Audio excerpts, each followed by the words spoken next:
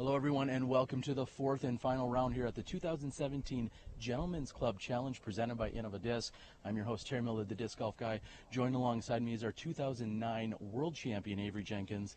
Avery, we've got a treat for everyone. 5 competitors here and a pretty tight match. What should we see today? This is extremely exciting. We have a action-packed group. We have one leader up by a good handful of strokes, and we have 4 aggressive players right behind them. I can't wait to see the action. There's going to be some explosive battle today. Beautiful day.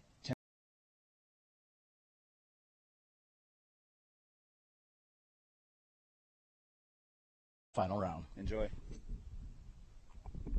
Ladies and gentlemen, welcome to the 2017 Gentlemen's Club Challenge presented by Innova Champion Discs. Today we are playing the Innova Champion course. This is our lead card. First on the tee, 2016 World Champion, Ricky Wysocki.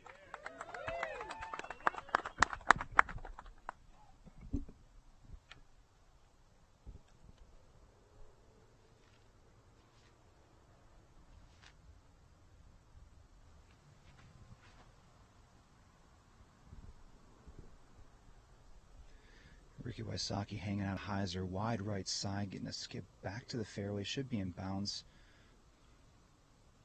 Gonna be a long look from there. They're waiting for it to finish. Your 2016 Masters World Champion, Johnny McRae. And Johnny McRae on the tee.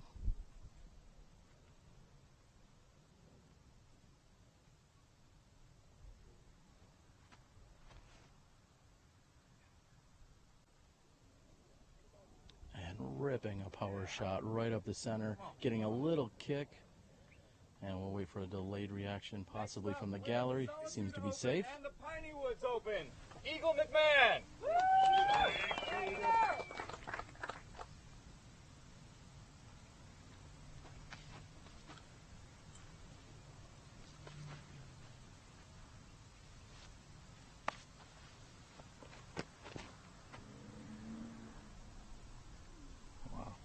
Avery, this hole is 434 feet. Eagle going at it with a forehand. We're going to see if that sits down on the hillside.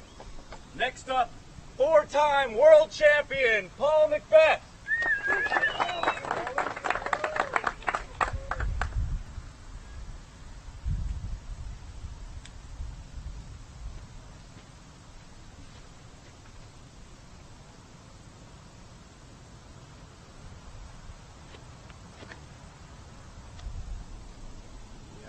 And just before Paul's tee shot, we felt a gentle breeze that is carrying right, but a little kick off the hillside left. He'll have a putt from there. Your 2016 USDGC champion, Jeremy Colling. Take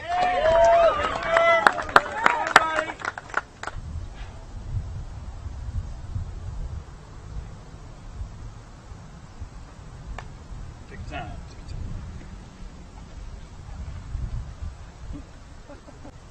Don't mind us.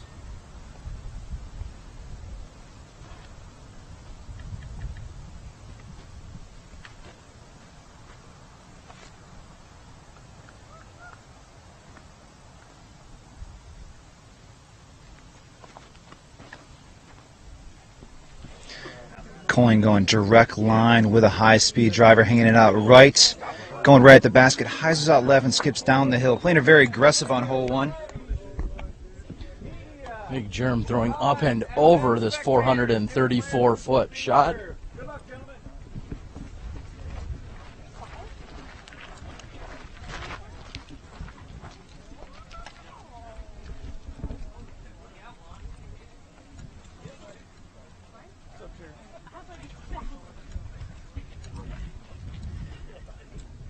As expected, Avery, there is a sizable gallery out here following along with this leader card today.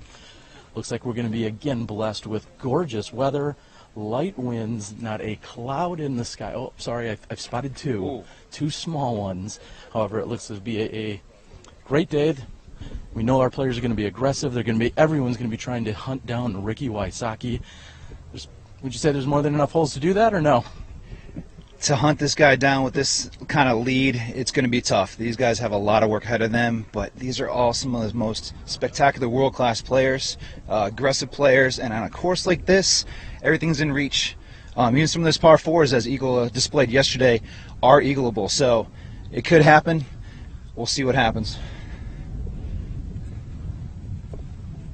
And just as I had mentioned, the wind, we feel it pick up a little bit.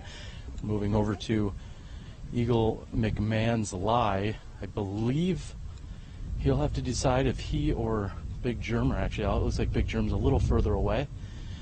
Germ's going to have a little bit of a left to right wind here pushing. He's going to be just looking to get this close, put it on the basket, and move on with a 3.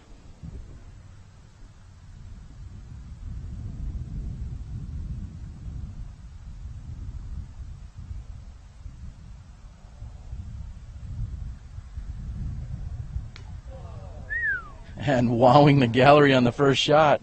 Certainly a aggressive play on this uphill hole.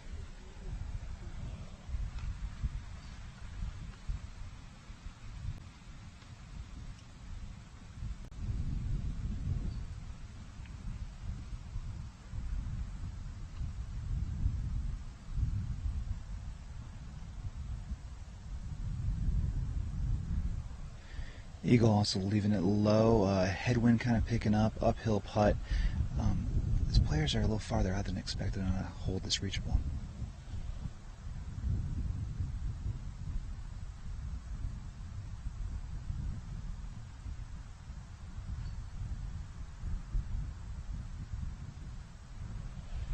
Macbeth low as well, a little misread on the headwind. We got Ricky Wysocki backside, just inside the circle. Got a late skip on that drive. That's what the crowd had a late reaction on. And Ricky's going to need to draw metal on this, otherwise he's going to be giving up an extra stroke. And he's done just that. I was quite surprised he actually missed that. However, if you did not draw metal and get a stop, that thing was going to roll all the way down the hill. Johnny McRae with a similar line. It's a little bit higher up on the hillside. Again, he's going to want to make sure he puts this in because it's danger directly behind that pin.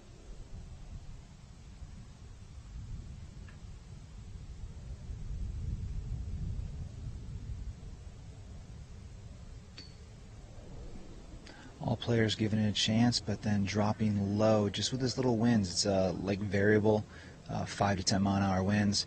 Temperatures in the high to low 60s right now, so this is the best weather we've experienced and saw this entire week, and showed up in perfect timing for the final round. And Macbeth, worth noting, is the slight straddle stance. We saw that late in the round yesterday. We also saw it throughout his injury last year, so we'll have to see if that is any kind of influence to his putting right now. And we're going to watch our group all tap in. Surprisingly, we see 5 pars here on the opening hole. Avery will be back in a few moments as we move over to hole 2 right here at the Gentlemen's Club Challenge.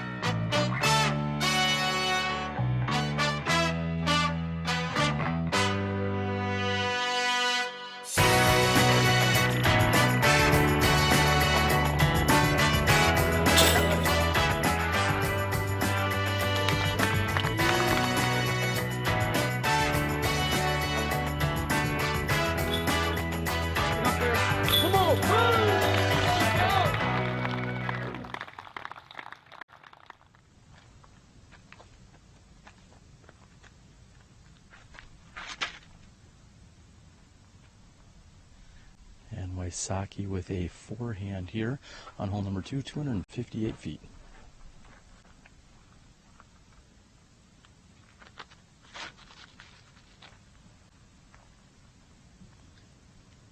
Yeah. A pure shot by Johnny McRae with his gauntlet.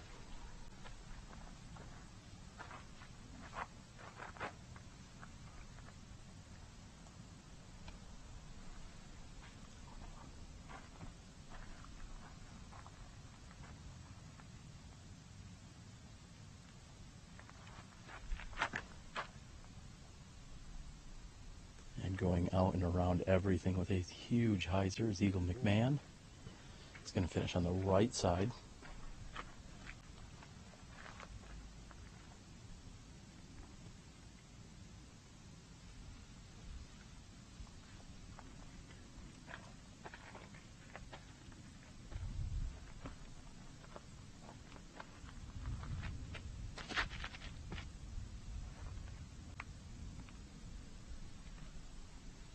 And Macbeth with a McPro Rock 3.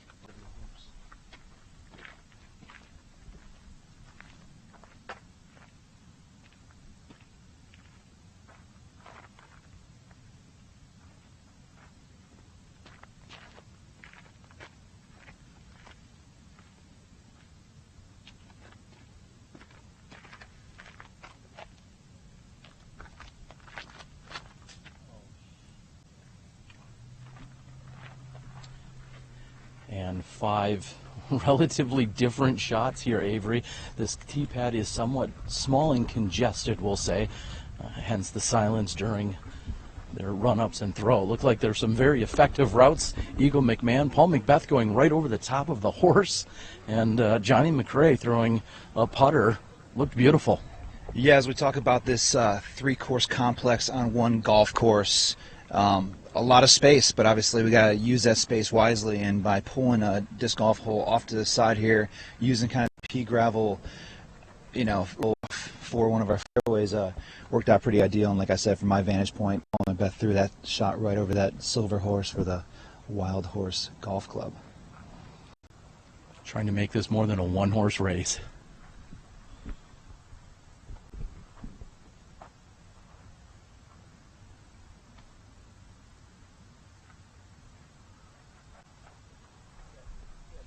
Nice little turnover by Big Germ. However, it looks like he maybe misread that a little bit as he released the Nova.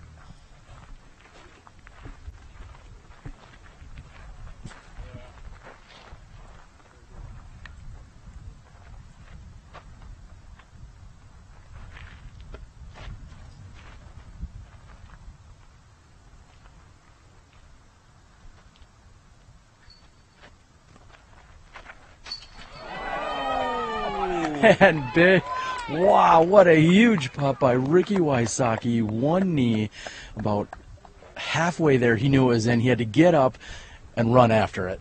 Ricky going dagger with a dagger from 50 feet off the ground. Clutch. And we are.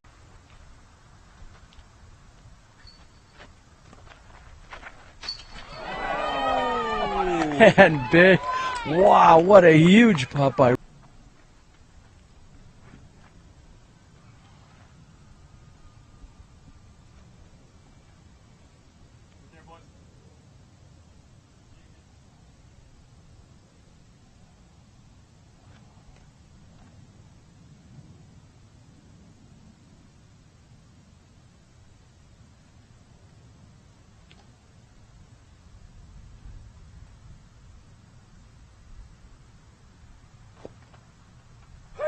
And Big Germ's long straddle out to the left side.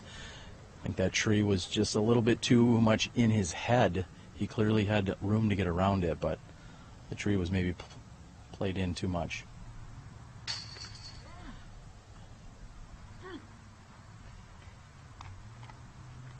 And as Eagle taps in, Macbeth will do the same, and what a score distribution here. We see Big Germ with the lone bogey and the other 4 all with 2s. Yeah, 2-stroke swing on this hole is not what you want to see. At 258 feet, Germ did not want to even expect to missed that kind of hole, and everybody else played it textbook, dropping birdies for most, and a 50-foot putt for the other. As expected with Wysocki. We'll move on to hole 3.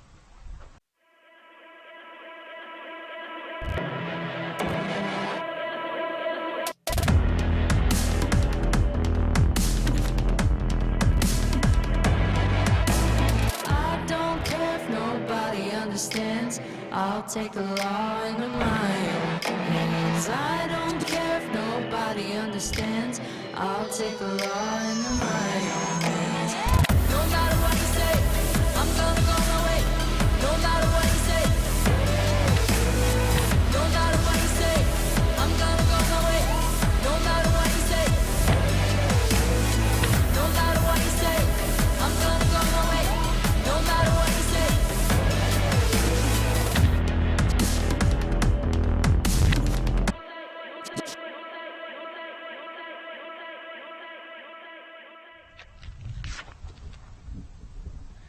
Hole number 3, 237 feet, a very diabolical but very deceiving hole at this distance. Lots of danger, lots of OB left, and a very small landing zone around the basket.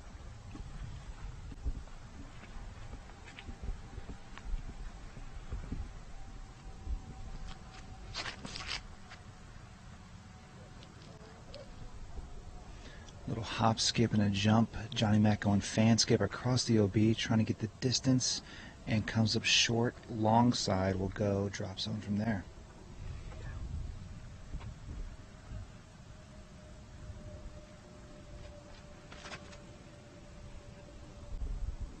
Eagle McMahon with a what seems to be routine hyzer shot. That'll work for him. He gets the green flag, and the gallery approves.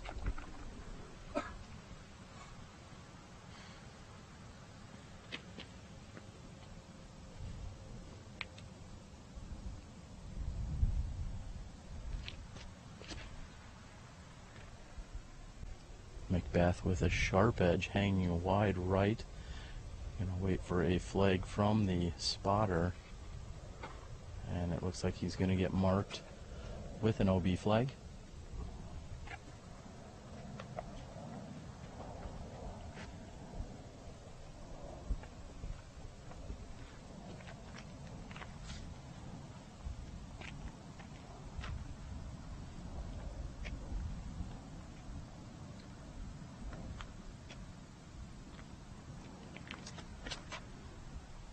And proving just how comfortable he is with a forehand, Big Germ goes out and to the left and gets the green flag. Avery, do you feel like that's the shot you'd play there? If I had a forehand like that, absolutely. No, that was a very clean, touchy forehand by Big Germ, going non-conventional route over the entire OB. Now, something to note on this hole, it actually has 2 different OB rules. So any shot that finishes short or left OB goes directly to the drop zone. Any shot that goes long across the path actually goes to where it was last in bounds. So that shot you saw by Macbeth skipping long, he'll actually take it where it was last in bounds.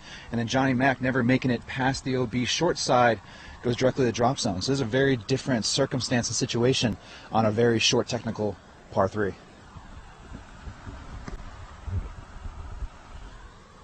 Avery, as you said, Johnny McRae going to the drop zone and approaching from there. He's got the green flag.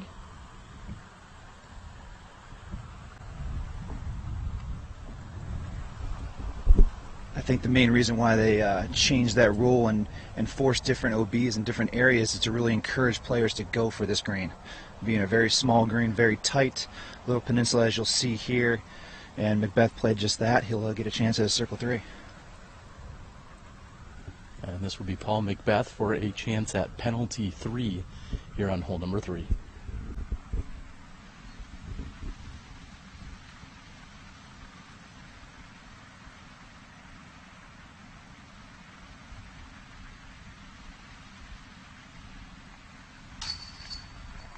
And Macbeth is able to salvage the 3.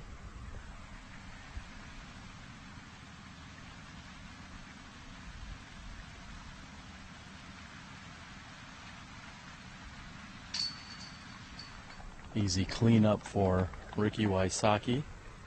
Big Germ left with the birdie opportunity here.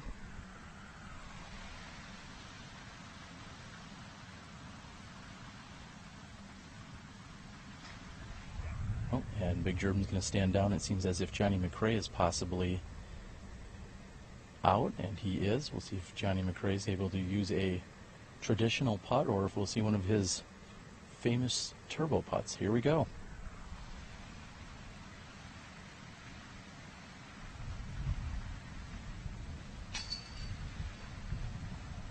And rarely do you see Johnny McRae miss a turbo putt from inside 30 feet. He is, of course, famous for those, and certainly the most proficient player to ever throw one. Yeah, he was caught in a tough position there, pushed up against that little pine about 7 feet from the basket. Very similar to something we saw here as scoring differential. Posse here on Thursday, or it was actually Friday, got hung up, threw OB, took a 5 while other players birdied this hole. Johnny Mac giving up 3 strokes to Eagle McMahon and Jeremy Colling on hole number 3. Short but technical. Let's move on to hole 4.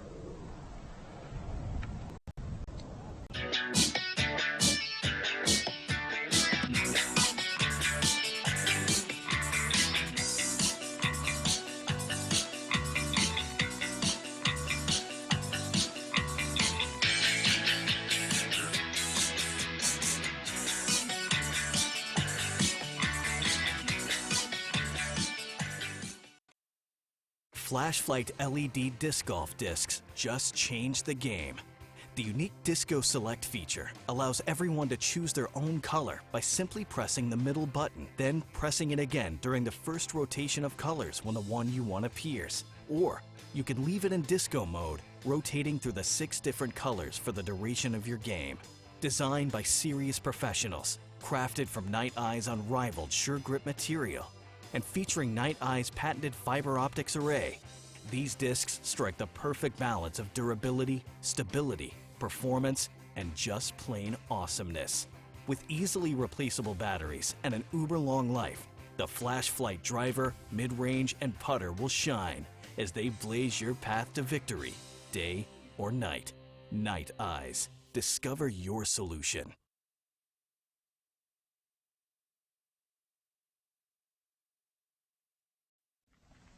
Not even.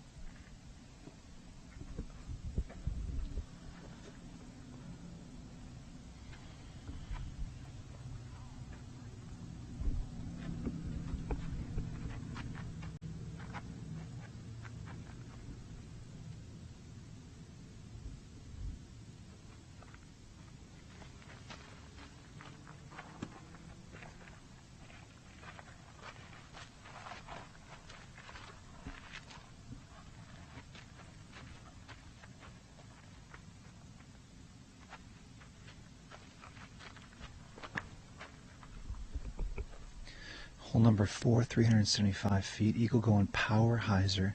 Not too much danger in the fairway. There is a path along of the basket that is OB, but for the most part, these players can play aggressive and attack this hole.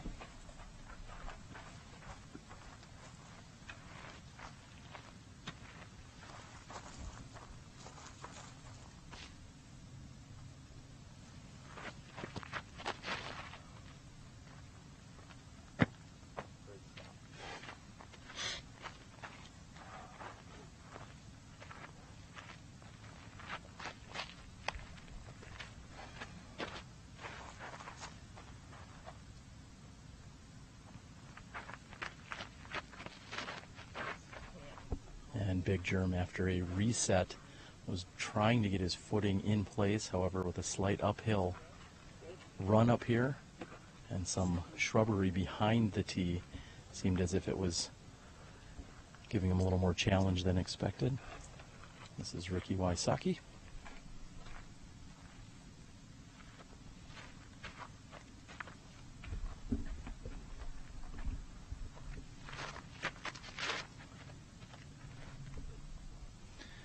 Yeah, pretty difficult situation here we're dealing with. We have various tee pads out here and teeing surfaces, and they're teeing off this kind of pebble or kind of gravel. It's the equivalent of teeing off marbles. Trying to get the power to 375 is pretty tough right now.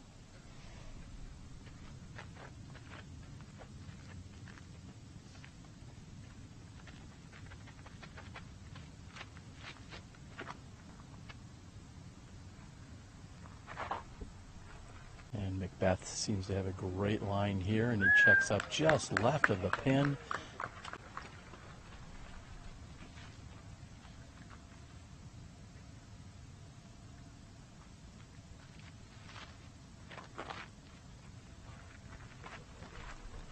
And noting that both Johnny McRae and Paul Macbeth used the rubber mat teeing area. However, the other three competitors on the card did not. And Avery, as we were saying, there's a slight uphill slope to the tee area. Not only does it have a little bit different texture to it, you do have the option of using the more gravelly area or the mat area. However, the upward slope, that factors in as well. Yeah, personally not my favorite to have so much variation within the tee pads. I wish there was a standard where we had all 18 tee pads being the same. But in this instance, when we're playing a temporary course on a golf course, we do have that variation and variety. So players do have that option of teeing off the dirt gravel or the tee pad. It's really a personal preference to how you throw. And if you use a lot of legs in your technique and throwing motion, that's where a lot of players get their power. So if you do have a slip, it will affect your shot, as you saw with Coling and Ricky Wysocki.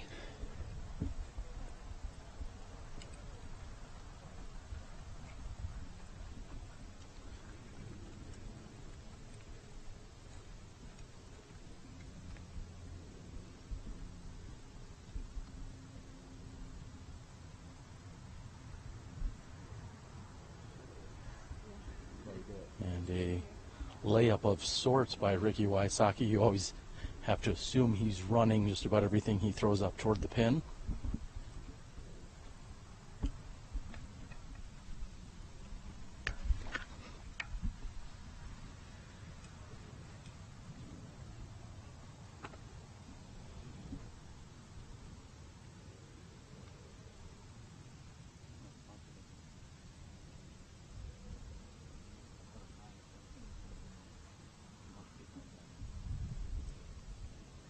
And Avery, we see Big Germ pacing towards the basket.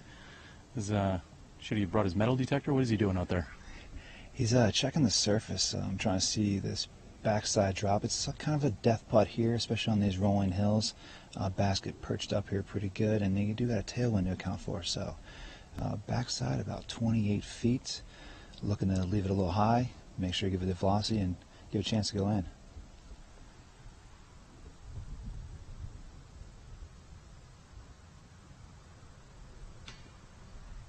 And just off the front of the rim, Coling leaves it a little bit short.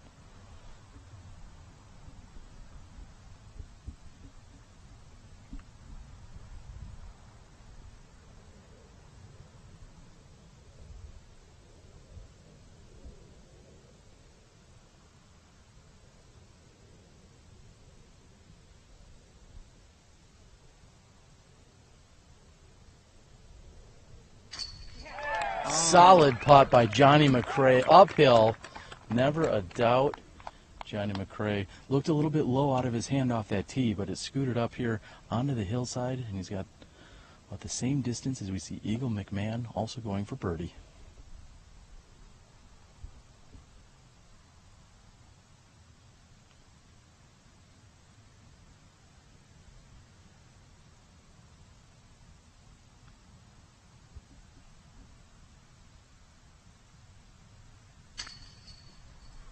That looked a little low, just not catching enough chain on that left side, Avery.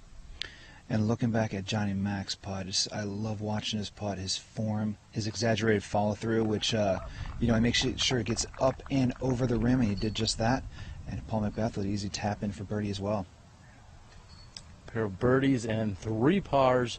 We're going to move on. Stay tuned. You're watching the Gentlemen's Club Challenge presented by Innova Discs.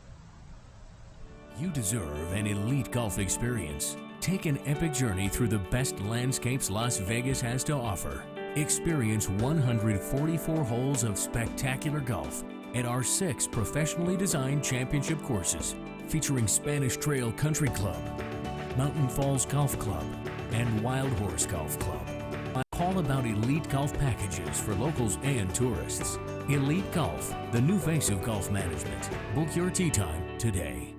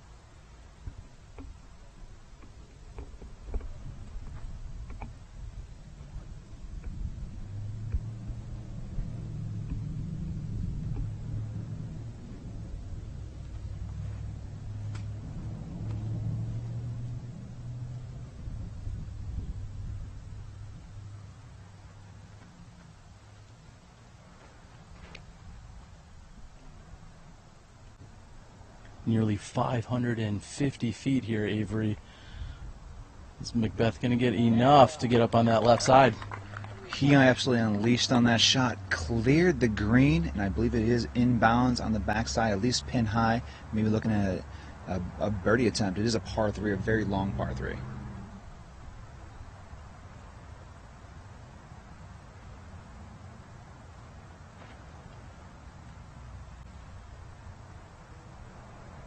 And a very different approach here by Johnny McRae. That looks as if it's essentially a layup off the tee, trying to avoid any out of bounds area.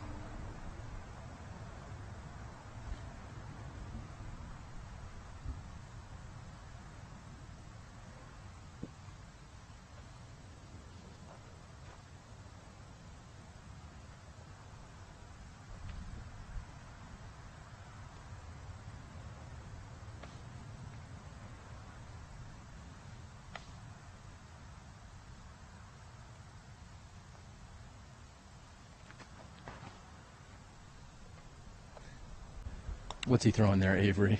I believe that was a C-line PD. That was a King Masher route right there, going up above the tree, catching a late tree and kicking back in. There's a lot to avoid down there. There's a bunker and a massive green, and he's trying to take all out of play while going over the top.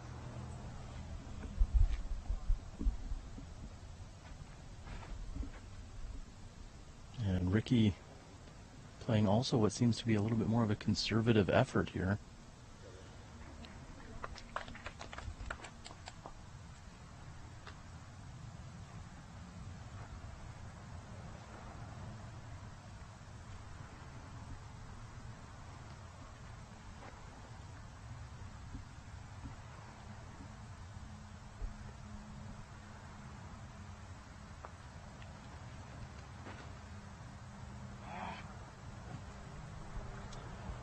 And immediately out of his hand, Big Germ lets out a germ-like grunt of sorts. I don't think he was exactly pleased with his effort there.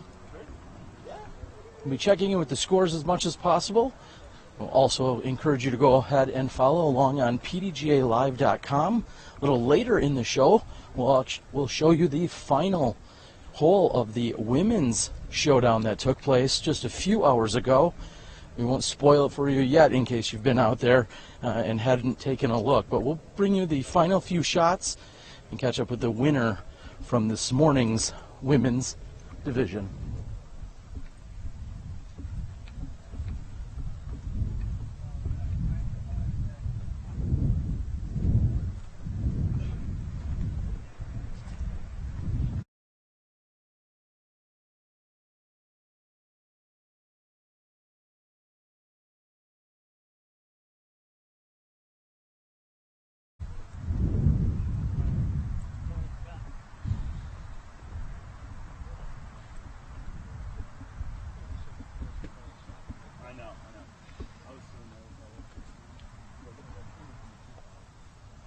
Johnny McRae will be first to throw his approach shot. Again, Avery saying this is a long par 3 measuring in over 500 feet.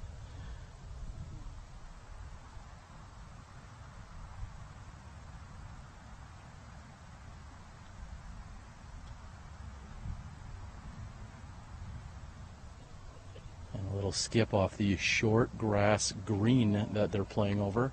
Seems as if that is in fact gone long and out of bounds behind the basket. Johnny McRae not putting a lot on that. Not sure if he just underestimated the skip he was going to get. However, he will find himself OB and long of the pin.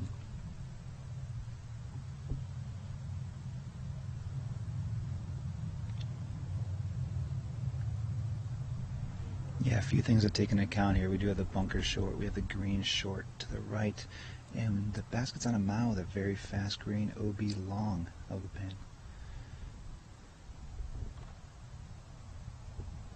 Wysocki faced with a light headwind, no more than 5 miles an hour. That skips short of the pin, and he gets a safe indication. Big Germ's going to go with a forehand.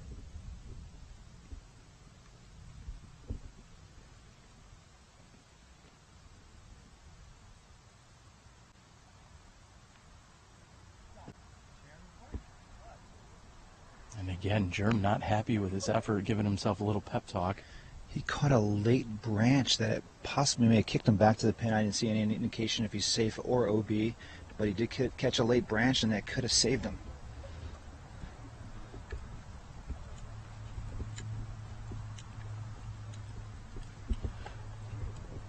And as we move through the first third of the course, we're seeing no signs of Ricky Wysocki letting up. Of course, maintaining as we're going to be rounding out. He's sitting on a 5-stroke lead. Eagle McMahon's crush puts him within 45, maybe 50 feet of the pin with a slight uphill and a little bit of obstruction on this left side. A rare play. I was expecting maybe a little more aggressive run at this, but we do have a lot of wind kind of swirling back here in the trees. Lots of OB everywhere. I think he's just going to take his lumps and lay it up there for an easy 3 as other players are struggling to keep it in bounds. And Macbeth has also gone OB from his tee shot. If he can capitalize here, he would be saving a par. He's, of course, assessed a single-stroke penalty for going OB.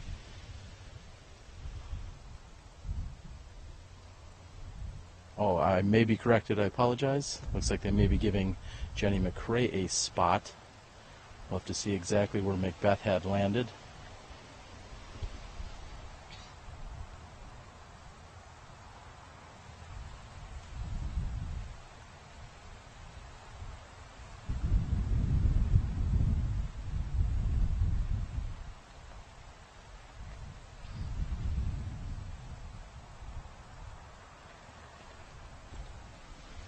And just before his putt, we feel the stiffest wind of the round, a very significant left to right, as McRae had to attempt to keep that under the tree branch, but get it up and over the basket. This is Macbeth from a similar position, just a few steps closer.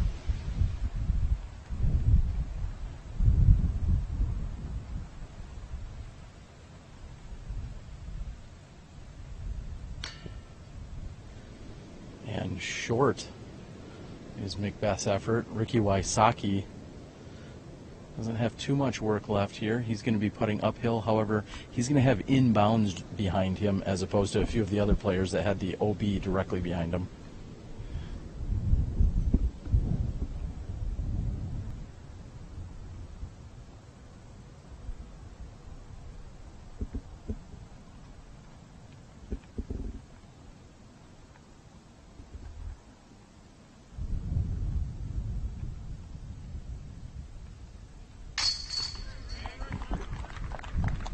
Ricky Wysocki, a phenomenal putter, proving that early in the round and maintaining that 5-stroke lead.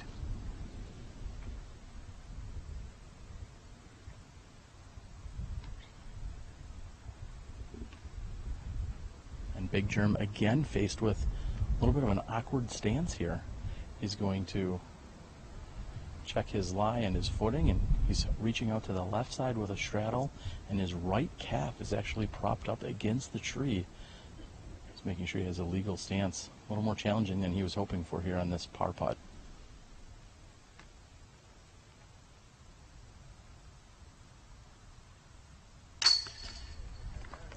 Dead center and in to save the 3 after a possible pulled shot. Like I said, that late branch, I don't think he saw it actually keep him bounds and give him that par opportunity.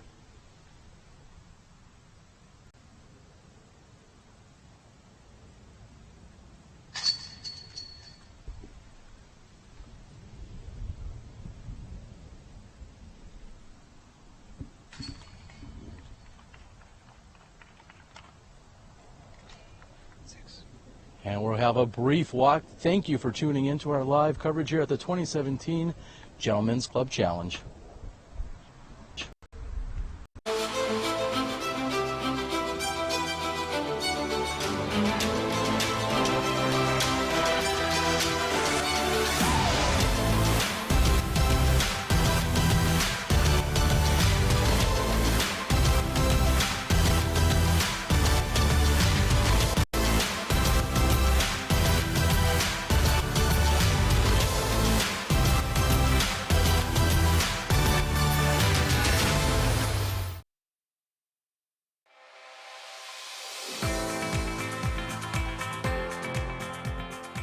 For me, it's time with my friends. For me, it's a walk in the park. For me, it's my job. For me, it's fun.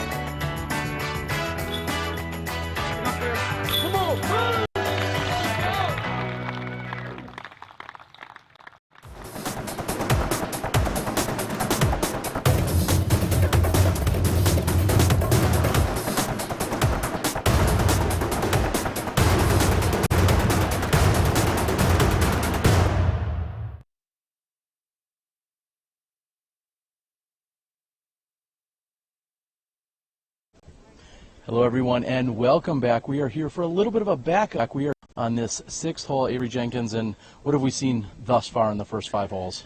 Thus far, we've seen some excellent putting, a couple miscues on some of the easier, shorter holes by a few, but Ricky Wysocki still playing strong, being patient, and maintaining a 5-throw lead.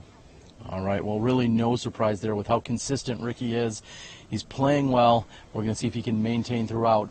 We do have a special treat for you, so if you're not interested in learning what happened on the women's side, you're going to want to go ahead and step away for the next 3 minutes. We're going to bring you the final few shots from the women's coverage that took place just a couple of hours ago. We caught up with them in the middle of hole 18.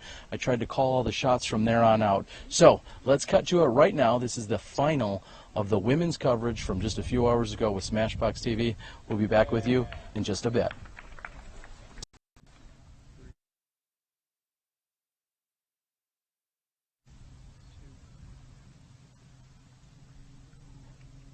Hello everyone and welcome to hole number 18 as we are watching the women's division complete their round here. The 4th and final round, of course. We've just seen Katrina Allen throw her approach shot to within 12 feet of the basket.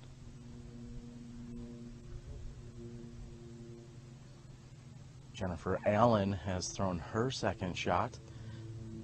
Found herself on the fringe of the Gulf green. I believe she was in fact inbound. She was just taking her 1 meter from the edge of the Gulf green, which is what indicates the OB area.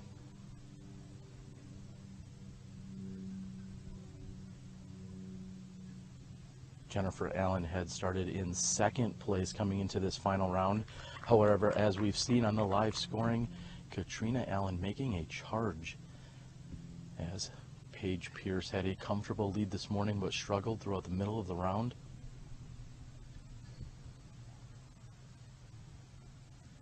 And a simple layup there by Paige Pierce.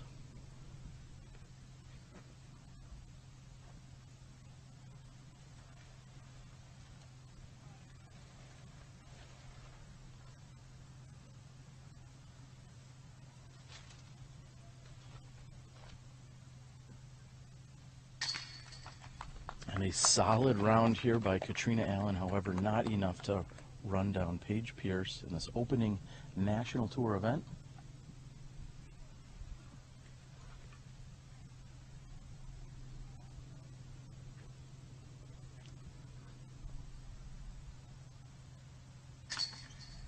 Jennifer Allen will tap in. Evelina will also tap in. And we'll move in as Paige Pierce is going to be crowned our National Tour opening event winner. Applause for your 2017 Gentlemen's Club Challenge Women's Champion, Paige Pierce. And Michael Downs with the call, announcing to everyone that Paige Pierce is our winner. Paige receiving some congratulatory hugs from her teammates over at Dynamic Disc.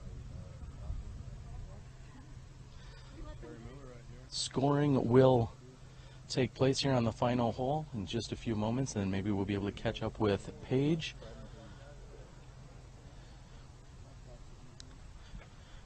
And we'll be back with you here shortly after the scores are completed. We're watching the final hole coverage right here of the women at the 2017 Gentlemen's Club Challenge.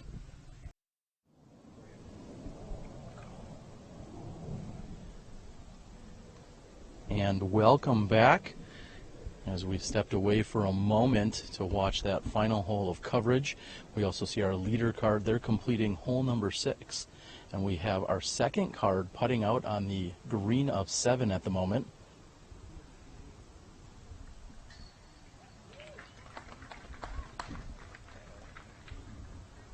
I believe hole 6 resulted in 4 birdies and a par.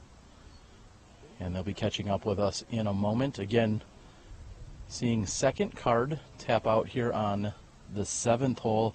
Avery, the 7th hole looks like a little bit of a monster considering the OB that's out there. 560 feet, par 4.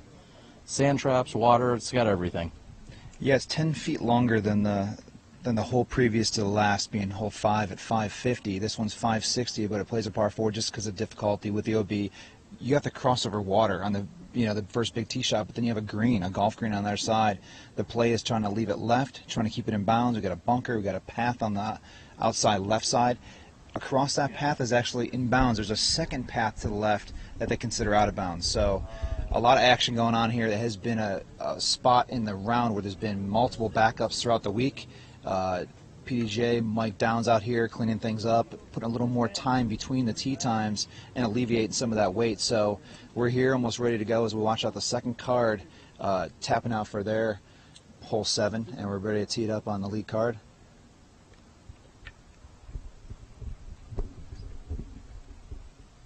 A little later in the broadcast, we'll of course catch up with our women's winner.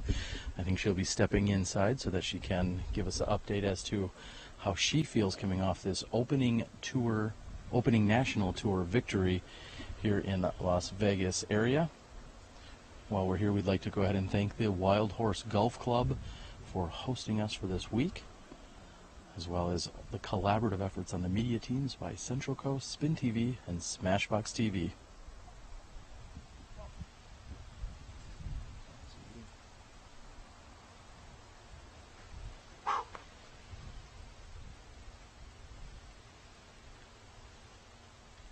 Big Germ trying to get a consistent wind read here. Looks to be right to left.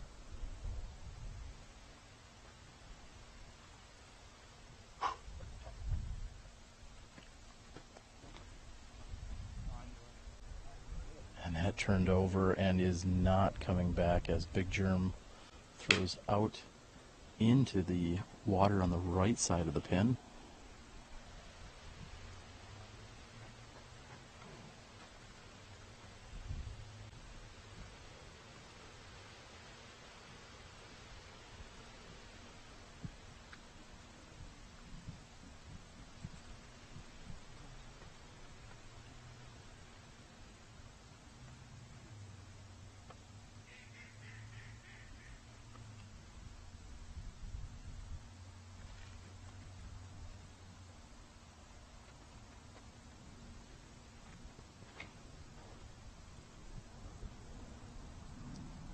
And Macbeth going with one of his McBeefy destroyers.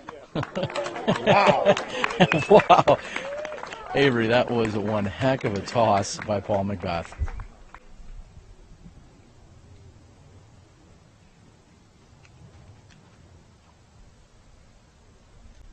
Johnny McRae looking to duplicate Macbeth's efforts. He wants to keep that out of the sand trap and has done just that. Pair of beautiful shots there. Paul absolutely unloading on a shot, going 560 plus, skipping right past the pole on this long par 4.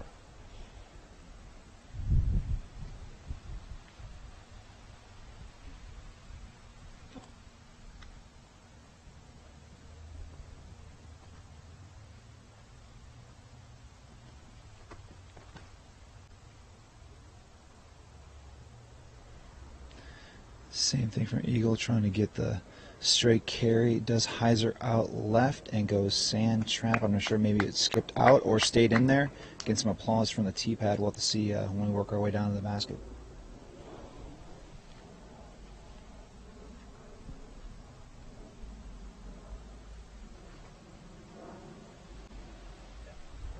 Ricky Wysocki making the smart play with the lead. Heiser out left. Skips past that first initial path, but he's still in bounds with a pretty open attempt at the approach shot. And as we move up to Big Germ's OB shot, he'll be throwing next. I wanted to catch up quickly with the voice of Central Coast Disc Golf, Ian Anderson. Ian, you guys are out here busting your chops, put out coverage of both the men and the women's lead card. Yeah. First and foremost, thank you for everything you're doing. Oh, thanks, Terry. Thanks for having me on, man. Yeah, little 18, 20-hour days, you know, it's the life. Gotta love it. And, of course, make sure you go out and watch Everything's on Spin TV, with the backbone being Ian and his crew of Central Coast, providing the shot-by-shot coverage with a mixture of commentators throughout. I'd like to thank Central Coast for doing such an amazing job here this week.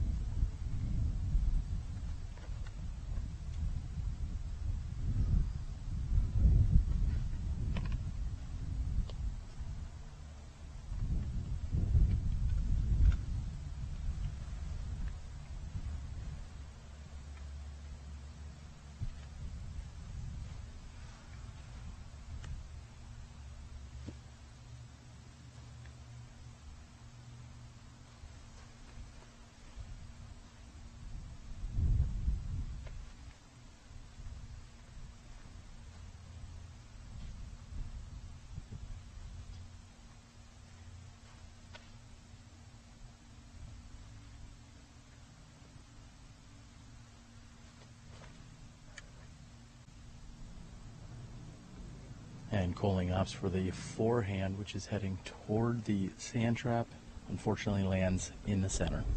That was actually a wise play by him, though. First shot going OB, taking relief and getting way back here.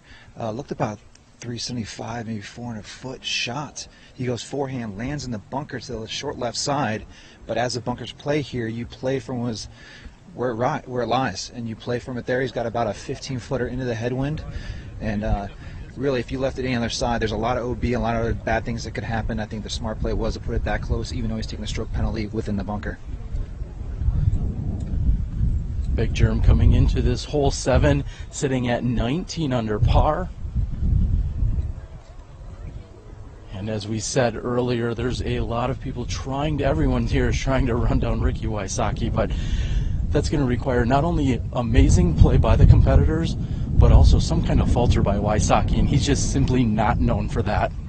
Absolutely, very strong competitor, strong on the putter, obviously keeping all his shots in bound. And the one thing that does bode well for the other competitors trying to chase him down is the wind's picking up, and that's another factor that could contribute to maybe picking up a few strokes here in the front 9.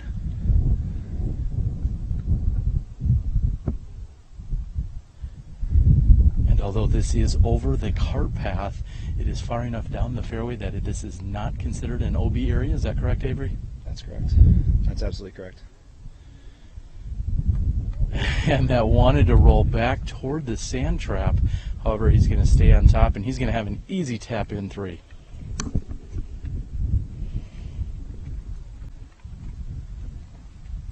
5 players on the beach here.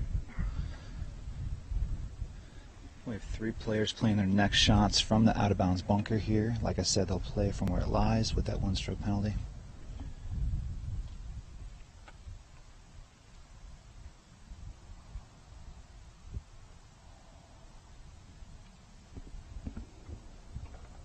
And really, that's the best that McRae could hope for here. Again, with this basket perched up on a little bit of a hillside, you get too aggressive, that could easily roll OB behind it or possibly back into the bunker.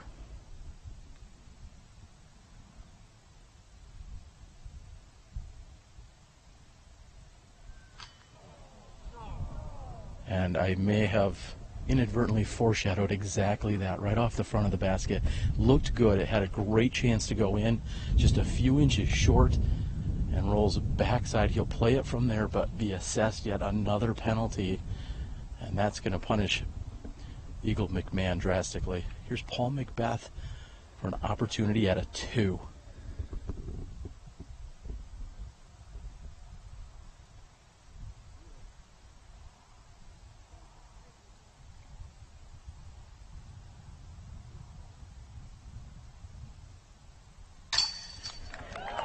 What a display of power and putting. Paul McBeth right here with the 2.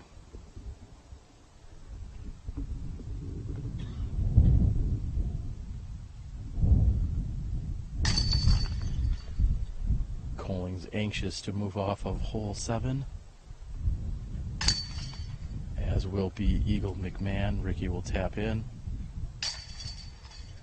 I was going to mention something before Paul dropped down to Eagle 2 was, you know, you're not losing too many strokes if you take a par on this hole, being a short par 4. But if the guy's taking an eagle on this hole, that's absolutely the case. We'll be back with you in a few moments after a word from our sponsor right here at the 2017 GCC.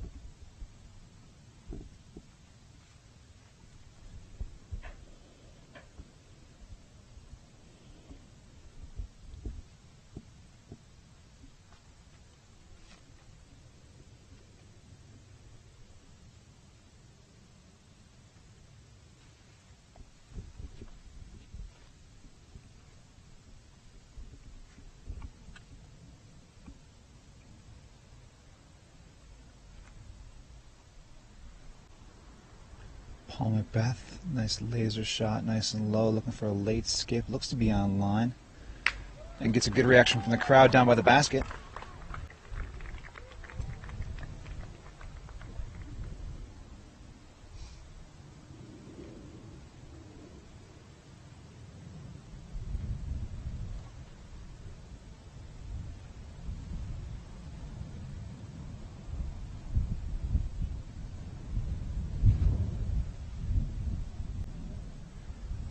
And Wysocki seemed to have pulled that right.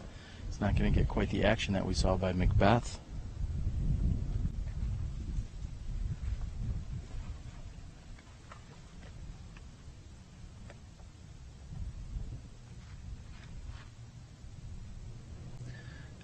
Johnny Mack trying to make the corrections as the wind did pick up. He hyzers left side on the 400-foot 8th hole.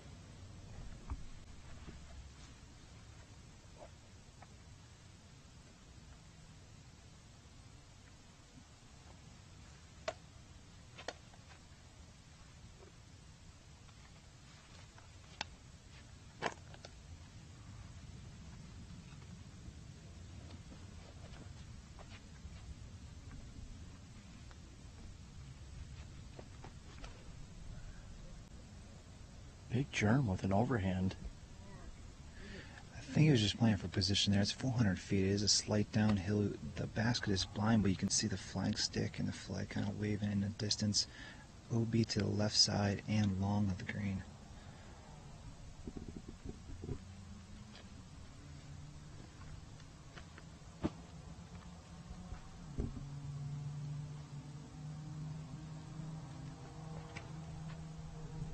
McMahon going with a putter of sorts. Wow. And as that is slowly filtering toward the pin, Avery Jenkins, you caught up in.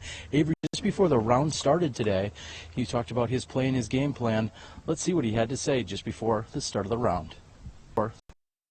Catching up with Eagle McMahon, getting ready for the fourth and final round here at the 2017 Gentlemen's Club Challenge. Eagle, how you feeling? How's the confidence? How's the focus? How you feeling today? Focus and confidence is good, but otherwise I feel a little stuffy right now. This dry climate and just the Vegas grime, it's just kind of getting to me a little bit, but I think I'll feel good enough for this round. So you're currently 6 strokes back of the lead. Wysocki current leader, and you're 1 stroke back of second, Johnny McRae. What's your game plan today? I mean, today on this course there's a lot of risk and reward, and I'm going all out, full aggressive. Every par 4 pretty much I can drive, so I'll be running everything. I'm gonna try to put on a show out there today. Wow, really looking forward to seeing that.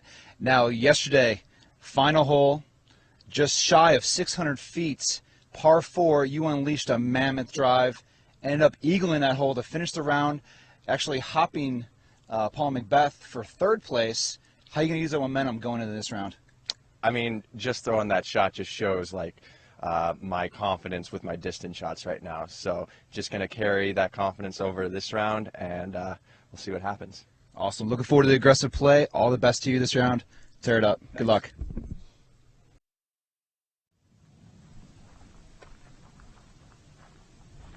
And Ricky Wysocki throws up a long prayer, even for his standards.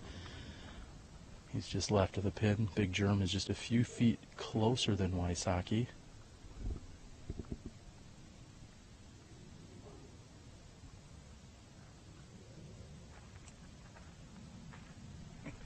And Big Germ, what was the effort there?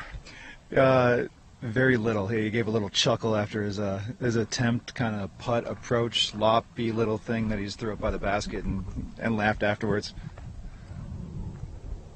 And McMahon, who had thrown a putter off the tee, looks to have gone long. And he's going to be putting back at the basket. You just said he went long on a 400-foot shot with a putter. Unreal.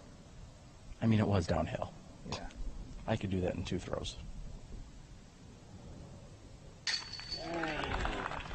Right into the center of the chains. Eagle is very frustrated with that after going long.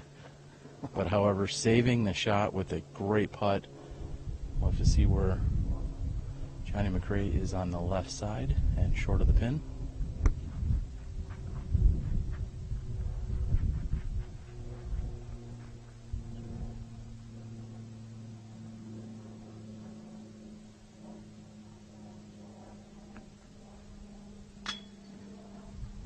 And McRae, who may have actually been out prior to McMahon's putt, comes in a little bit high off the belt. As we look long side basket, we can see Paul Macbeth's drives in the shadow of the basket for an easy tap in on hole number 8. And again, approves, of course. We're almost halfway through the round. Johnny McRae will tap in. We have this fivesome battling it out. We'll be back in a few moments right here at the 2017 Gentlemen's Club Challenge.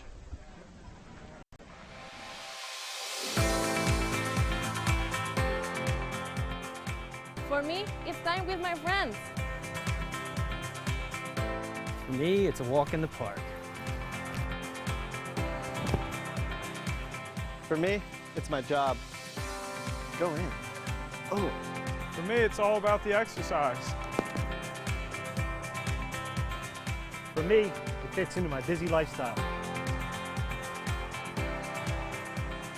For me, it's my passion.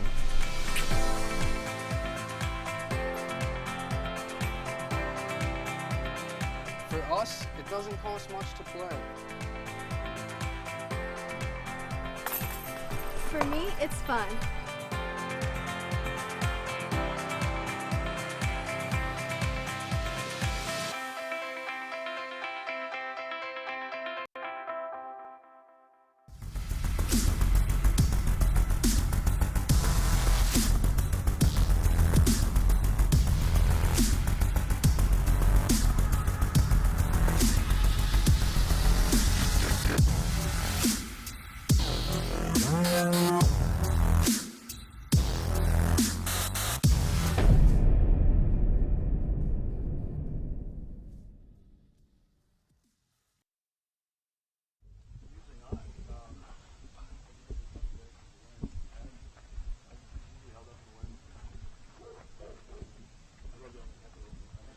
And welcome back, everyone, to hole number 9, measuring in at 538 feet.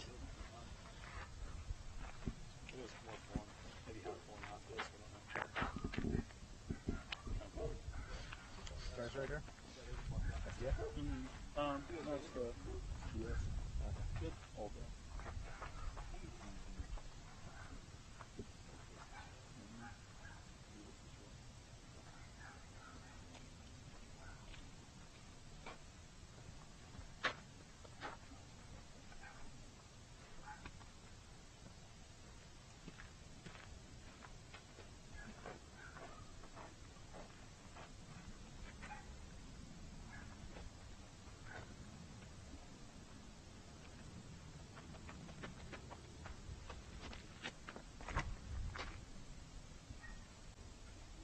And just barely missing that tree is Paul Macbeth throwing what should be filtering left.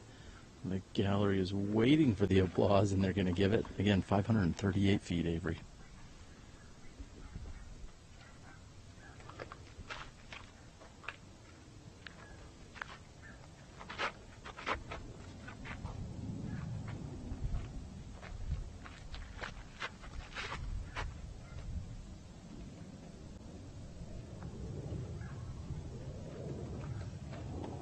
And Wysocki, who is currently sitting on a 4-stroke lead over the charging Paul Macbeth.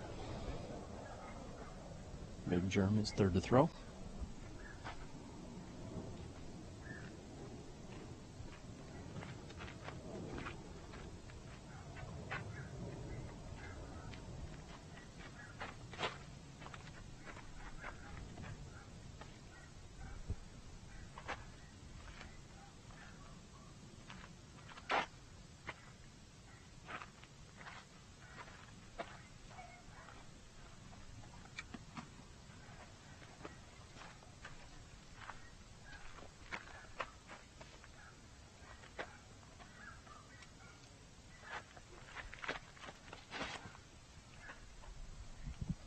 Looks like Big Germ's back leg may have slipped out a little from him. However, the effectiveness of the shot seemed to work out just fine.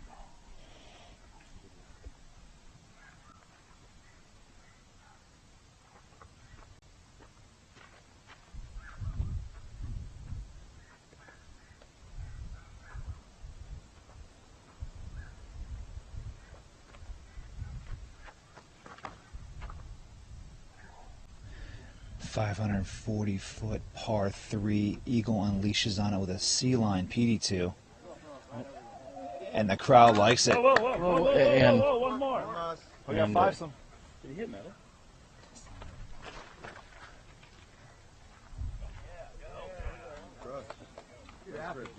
And Johnny McRae walking back from the tee saying no respect. Certainly frustrated that there's a 5-some of players out here and not the rest of the players not recalling and recognizing that they still had Johnny to tee 5th here. He was certainly frustrated by that movement here as the gallery, the players, including Ricky, kind of took off right after the 4th tee shot, which, in all fairness, Avery, is how many players there's normally on a tee cart or on a tee. Yeah, in this situation at a big tournament national tour, there's foursomes, and in this case, with a cut, with the field actually eliminating a lot of tee times, they bunched in some players, some ties at the back end, and decided to go 5-some on the lead card in both Open and Masters. So out of the ordinary a little bit, but they're going to have to deal with it. And we do get another golfer on the card, being Big Germ, moving up from the top of the 2nd and getting the validation to make the lead card for this 4th and final round.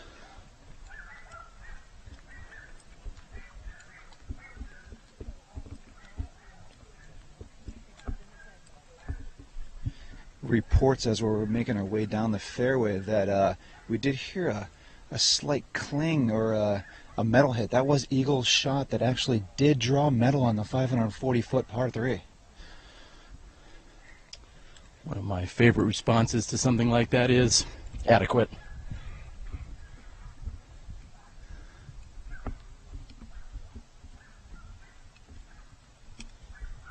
And Avery, there is in fact a sand trap located directly behind this pin. So people like even the aggressive Ricky Wysocki, he doesn't really have any room to run at this. He's going to be placing this right next to the pin and walking off with a par 3 just like that. I was actually waiting for him to jam that and call you wrong. I think you should know better than that by now, Avery. Come on. Still got 9 more holes to go.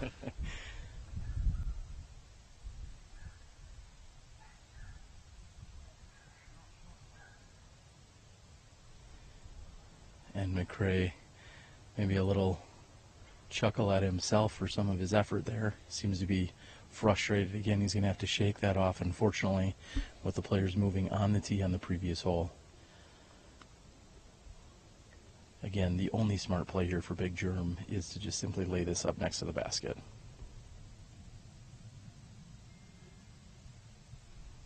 And in trying to give it almost a half run, maybe trying to dump it in, he left himself with a tester. It's 18 feet, but anytime you're within 5, you're going to be that much more comfortable. Paul Macbeth is going to do just that. Take a look at how close the sand trap is behind the pin. He's left with about 45, maybe 50 feet at most. I'm going to call it 45 feet. He has no more than 10 feet behind the pin. I think he's going to run this.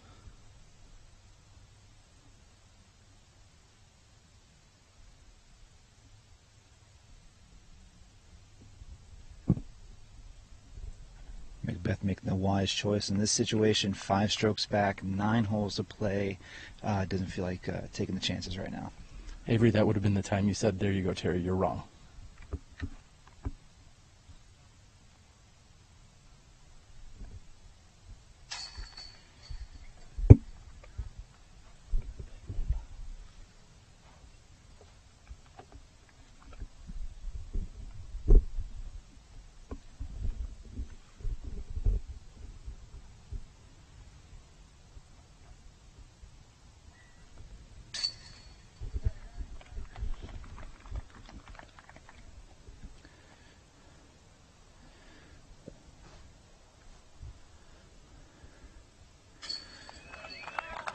Colleen McRae tapping their par putts as Eagle taps into birdie. Eagle gaining a stroke on the card as everybody doesn't want to take their chances. They lay up on hole number 9 as Eagle draws metal from the tee pad, rejects back off the pin, and hits the birdie putt anyway. We'll come back to you guys in a brief second as we move on to the back 9. You deserve an elite golf experience. Take an epic journey through the best landscapes Las Vegas has to offer.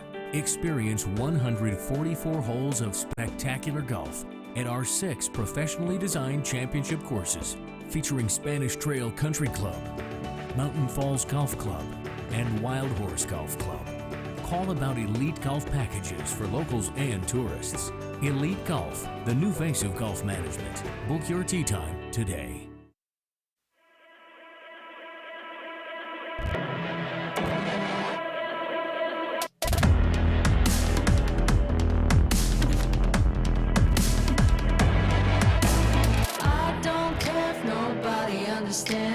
I'll take the law into my own hands. I don't care if nobody understands. I'll take the law into my own hands. No matter what you say, I'm gonna go my way.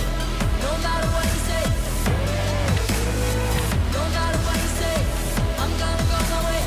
No matter what you say. No matter what you say, I'm gonna go my way. No matter what you say.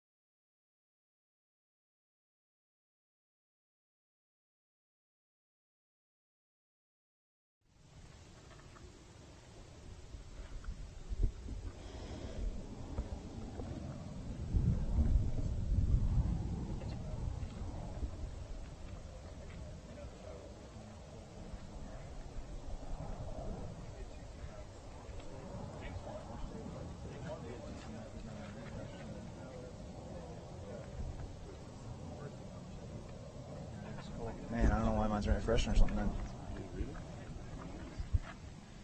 Still 4-4. 4 and a 6. Okay. Alley store.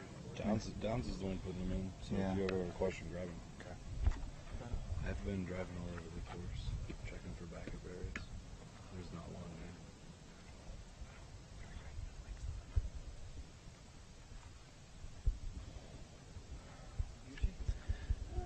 Here we are on hole number 10, par 4, 715 feet. OB right and left. Pretty sizable fairway, though. It's a big golf fairway. And we do have one green to avoid, about 90% down the fairway. So tee shots getting to the front edge of that is going to be a perfect unleash. But I think a lot of players are just going to try to get down position, try to get down the fairway, and then attack on the second shot to get this par 4.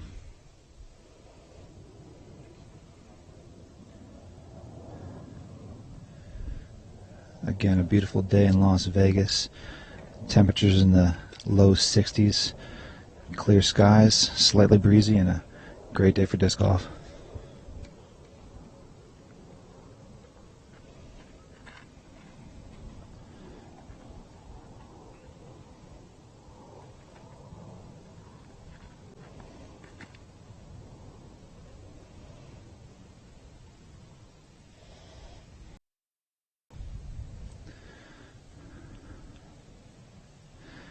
Eagle McMahon with a bomb. They're still following. They're still tracking it. No response. And they're saying inbounds way down there. He's hoping a little more right. That's down left side, but incredible distance by Eagle.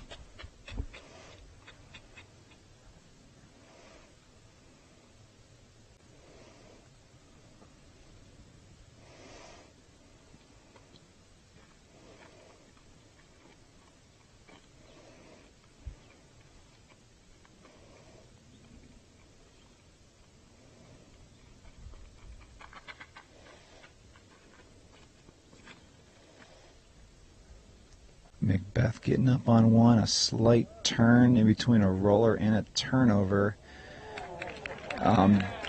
Does stay in bounds. I guess he just had avoided that bunker. Macbeth 4 strokes back over the last 4 holes. He had 2 birdies and an eagle on hole number 7.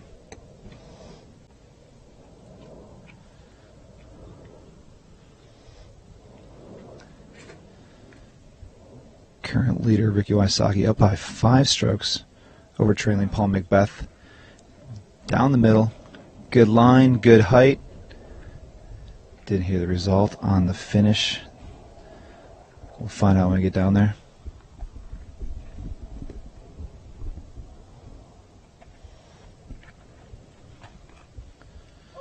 Another run-up and another stop by Jeremy Colling. Not very comfortable on these tee pads today. A lot of teen surfaces like we discussed with natural to gravel to cement path.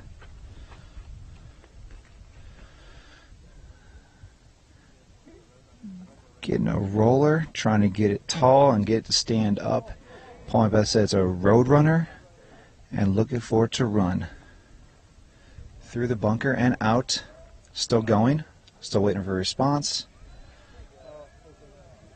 And the crowd loves it. A nice delay on that, as I'm sure Jeremy's heart was pounding on that one.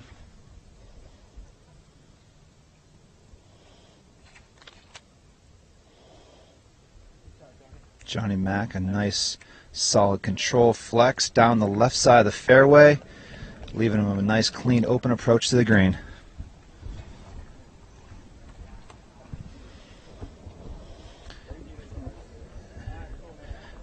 As we transition here, I believe Ricky's shot did land out of bounds. There's a white disc in the bunker.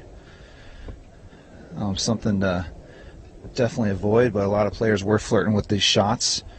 Any kind of tee shot that turns over or any of these rollers on the inside right are definitely challenged in that OB area.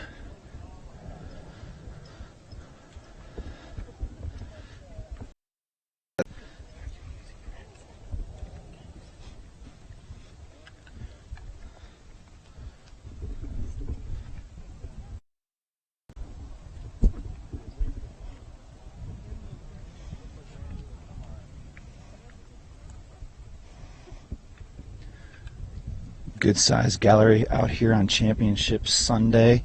I'm going to estimate around 300-400 people out here on the Innova course for our final round. News just in. Yale Store, a couple cards back, making a move, currently in 5th place, shooting 5 down for the round.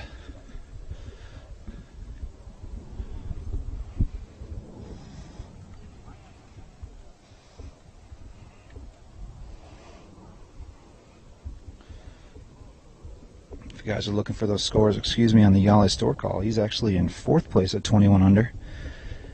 If you're looking for those scores, pdjlive.com for all up-to-date for the Men's Pro Open here during this final round.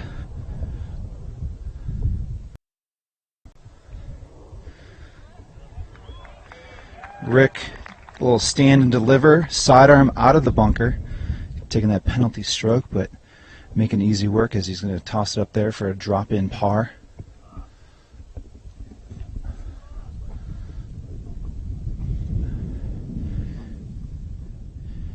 Johnny Mack, low left side of the fairway, having to clear the green the entire way. A little skip, a little jump, a little tap of the pole. It's a little speedy going past the basket. There's an OB bunker behind that, so playing a little aggressive, a little more so than he thought.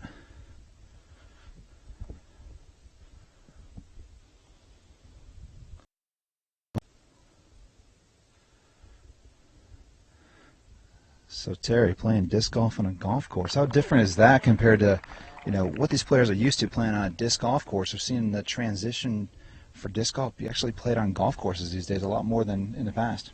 Well, what we're certainly seeing is less trees, but longer holes. And when guys are throwing 500-600 feet, as we've seen by Eagle yesterday, we've seen by Paul, Ricky, all of our big throwers here, looks like we're making the best of it, giving these guys plenty of challenge and lots of opportunity to air out these huge shots. It's a thing of beauty, really. You know, these discs are meant to go far. With disc technology increasing over the last decade or so, these discs are going faster and flying farther than ever. And it's really nice to watch these disc athletes display their skill and what they train and how far they can actually throw these discs. It's spectacular to watch, and it's a great thing for the spectators to really witness.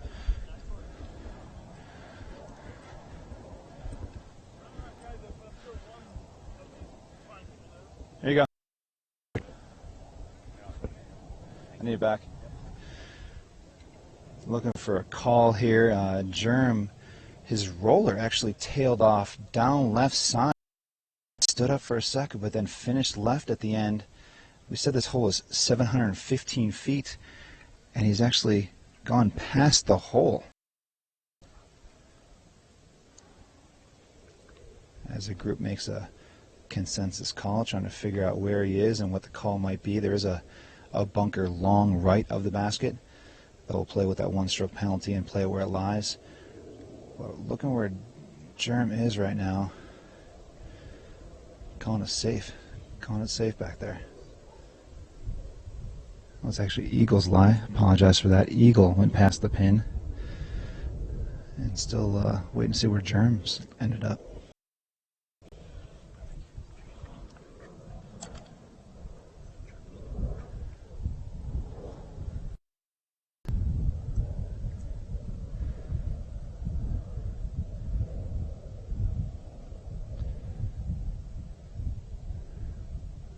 As I must have been walking and talking, Germ actually threw his approach already, so you all saw that. I was calling something else.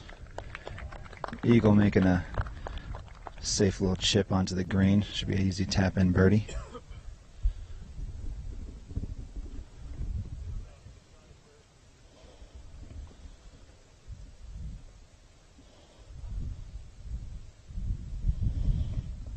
Johnny Mack left with about 25 feet into the headwind, slight uphill.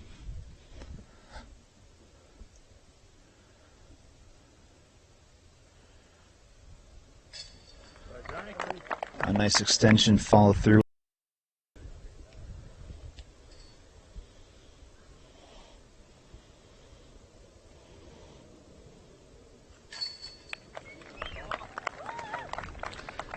So after Eagle's mammoth drive, little chip to the basket and in for the birdie 3, looking to make up for a few of those pop outs and spit outs early in the round.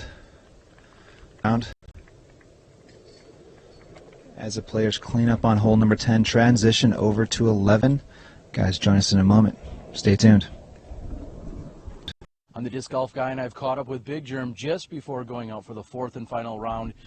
Big Germ, I'm going to just lead in right away and tell you, you screwed up my saying. We had 3 Micks and a Rick, and now we got a Coling. How did you get added to this lead card? Micks and a Rick, oh my goodness. I don't know. I wasn't expecting it. When I saw the way that the placements were shaping up, saw that I was in 5th place, and I was expecting to be the top of the second card and come from behind and swoop first place without them knowing about me. But I guess they're just going to have to see me play my round in first person, so that's okay. I guess we're forced to that. Yeah, that's what you're telling us. All right, so we heard Eagle talk a little bit about being very aggressive. Do you have any different game plan, whether it's now that you're on the lead card versus the second card? It makes no difference to me where I'm playing, who I'm playing with. If the shot's there, I'm feeling confident to go for it, I'm going to go for it. And if not, then I'll go for the next best thing. But yeah, at this point, it's about position. Not saying that Rick's out of grasp. He's 8 strokes ahead of me, but I don't really expect to see him not play well. He's just a machine right now. So all I can do is play as well as I can, and hopefully jump a few more spots. Going from 38th place after the first round to 7th place after the second round, and then up to 5th after the third. It's I'm just happy to be in the spot. I'm just being surprised to have made it this far up. So just try to put together a solid round today, and see how it works out. All right. Well, I think you led me right to my next question, which was how did this course treat you when you played it the first time? This is the one course that you played twice this weekend. Will you make any adjustments from the last time that you played the course? Hopefully not, because I played really well. I shot a 49, tied with Eagle for, I guess, course record, and I was throwing some really big aggressive shots and putting them right where I wanted to. I'd say I had 2, if not 3, bonus birdies out there that even the long throwers are probably not getting. So it was a really good round. Made a few mistakes, though. I mean, I've made a few mistakes each round so far, so I'd like to make adjustments on those holes and try to stay as consistent and, as I have for the rest of the holes on the course. And if I can come in somewhere around low 50s, even break into the 40s again, it would be an incredible way to finish this event. All right, well, he's got an uphill battle trying to chase down the scorching Ricky Wysocki. Big Germs, well, you got him by what, maybe a foot or so in height at least, so maybe that's 2 inches. Okay, maybe that's an advantage. 2 inches. This is Big Germ. We wish you the best of luck throughout the round, and we'll see you out there 5th on the card. Thanks, Derek. Appreciate it.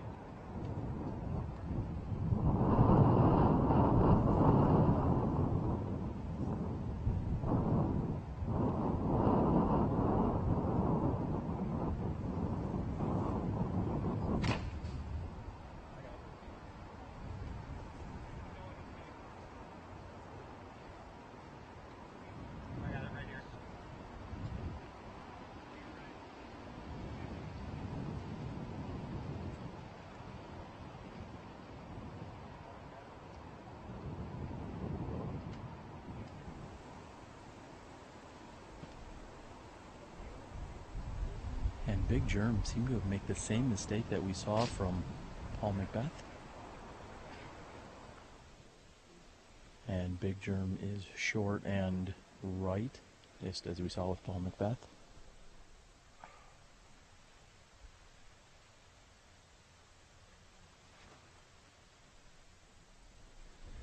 That forehand shot right in Ricky's wheelhouse. Leaves it out right, brings it back, and sticks it close to the basket.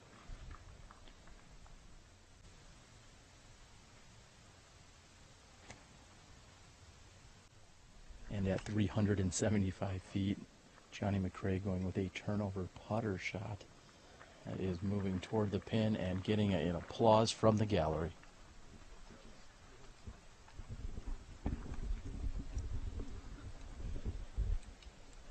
I know you had mentioned it just a few holes ago, and also we listened to Big Germ talk to us before the round about having 5 people on the card.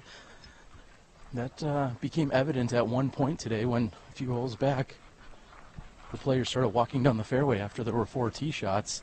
Again, something that we're not really used to here, Avery. Yeah, it's just something so routine as a player. You're used to playing in threesomes at some tournaments, foursomes most, especially at these larger events. It really helps with just the flow of the overall play throughout the round. And like I said, with the cut and the extra players making the cut into the pro field, they felt like they'd have an addition of another player on the lead card, which is not absolutely slowed anything down too much, but it's all about that kind of routine and what you're used to. And having that 5th player at the back of that card, they walked on before he actually even threw a tee shot. And Johnny and Jenny McRae always taking in the most of their tour life. Even just a moment ago, also stopping as we moved down the cart path. Johnny looked up and to the right and saw a cat laying in a window of a nearby house. They, of course, have cats with them on tour. And I know the rest of our players here are looking for birdies here on hole number 11.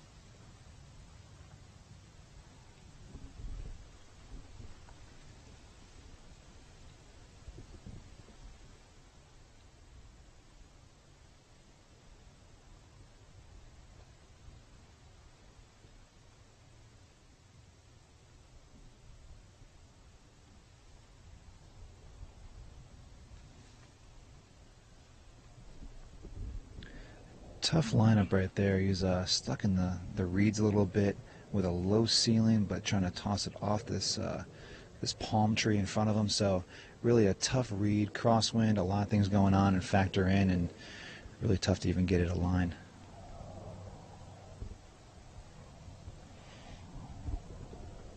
And Big Germ again pacing it off to see if he's inside or outside the 10-meter circle.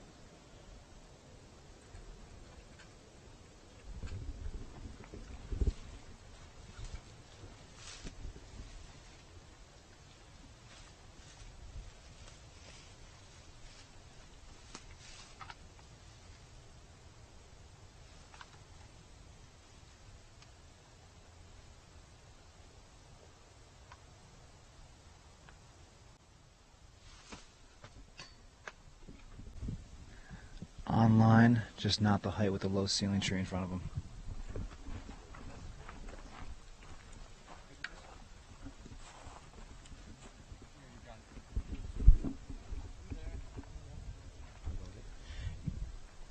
Tough to tell from our vantage point, but actually when Eagle threw his shot, it got a little fast and skippy and actually did tail. It did tail right and long. They're saying it's inbounds. A cart path is actually not playing out of bounds. It's playing inbounds. He had picked up his lie already. We're going to have a little situation here as they try to determine where his disc came to rest. Yeah, what they will do is simply replace his lie where the group agrees that it was. First, they're going to double check the caddy guide. We see Paul Macbeth and Eagle McMahon looking at the caddy guide, again, so many times on this course, do you find that the cart path and beyond is OB, and this is one of the situations where it's not the case. So McMahon, instead of having a putt for saving a 3 from inside 30 feet, he still has a long birdie attempt. And that is a lesson at home, which we'll get to in a moment. Johnny McRae will be up to putt next for birdie.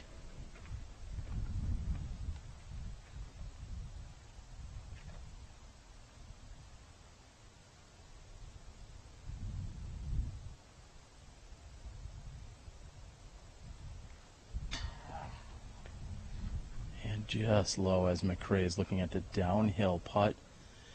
Again, Avery, that was an unintentional pickup of Eagle McMahon's lie, so the group made sure to come to a consensus as to where it was last originally placed.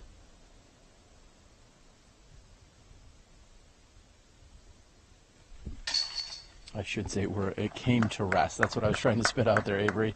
So the group simply replaced it. Eagle played from there, and he's going to walk off with a 3. So as Paul Macbeth at the start of this hole was within 3 strokes, made a error in judgment with the crosswind, leaving the drive short. Ricky capitalizing, putting near the basket, dropping in for 2, and extending that lead to 4 strokes. We're 2/3 of the way complete during our final round at the GCC. We'll be back with you in a few moments after a word from our sponsors.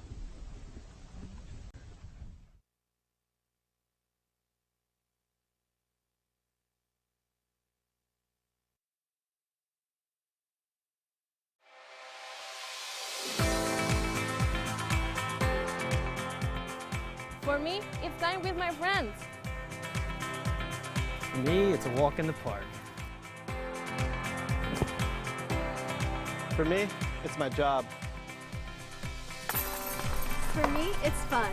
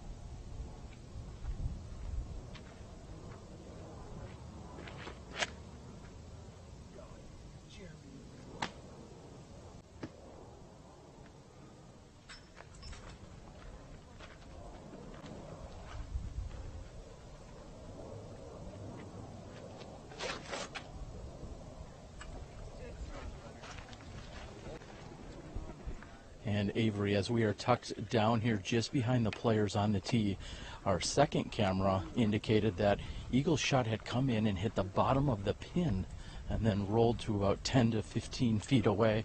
Solid shot by McMahon, and even McMahon himself has no idea just how good of a shot that really was. Yeah, he's been on point all around. With other than the lone bogey he took when Macbeth got the eagle on hole 7, he's been playing some solid golf, and the shots and the lines are just frozen ropes, perfectly on point as he's hitting the basket on hole number 12.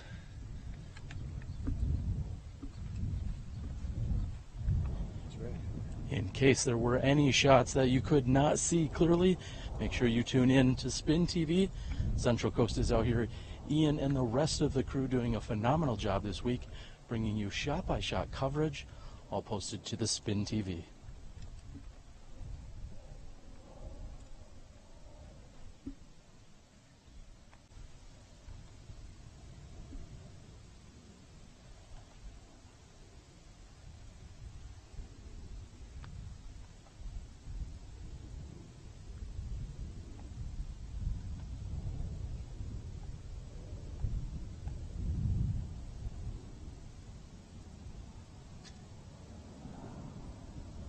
And off the top of the basket that carries toward the OB, however, he is in fact safe.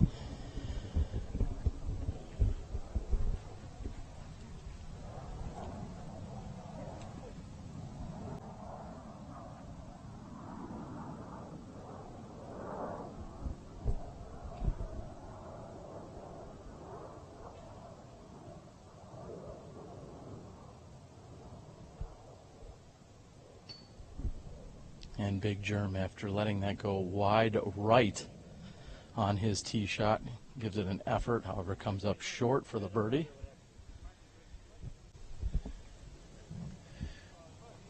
Walking up to Rick, skip off the top, did stay in bounds backside of the green. He'll be next to putt. And Rick bringing it in the 1 full meter as you're allowed anytime you're an OB.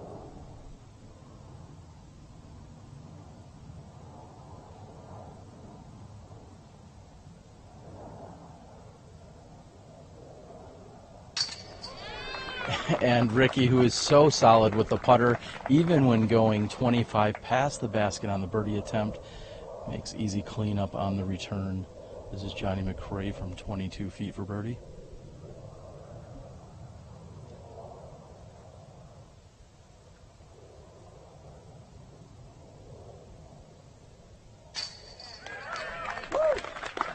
And great putt by Johnny McRae. I'm going to have to give him at least 26 feet on that one.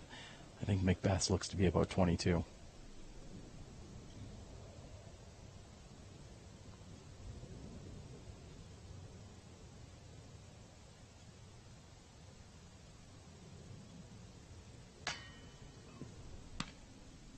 And Macbeth letting one slip by as he was in position to gain a stroke back on Ricky Wysocki after Ricky took the par. That's going to slip by, and Eagle McMahon's got a easy one for birdie here. McMahon will tap in. A little earlier, Avery, I caught up with Steve Hill from Alta World, who's also bringing media to a new level here in disc golf. Shortly after our players tap out on 12, we'll catch up with Steve Hill from Alta World. We'll be back in a few moments at the 2017 Gentlemen's Club Challenge.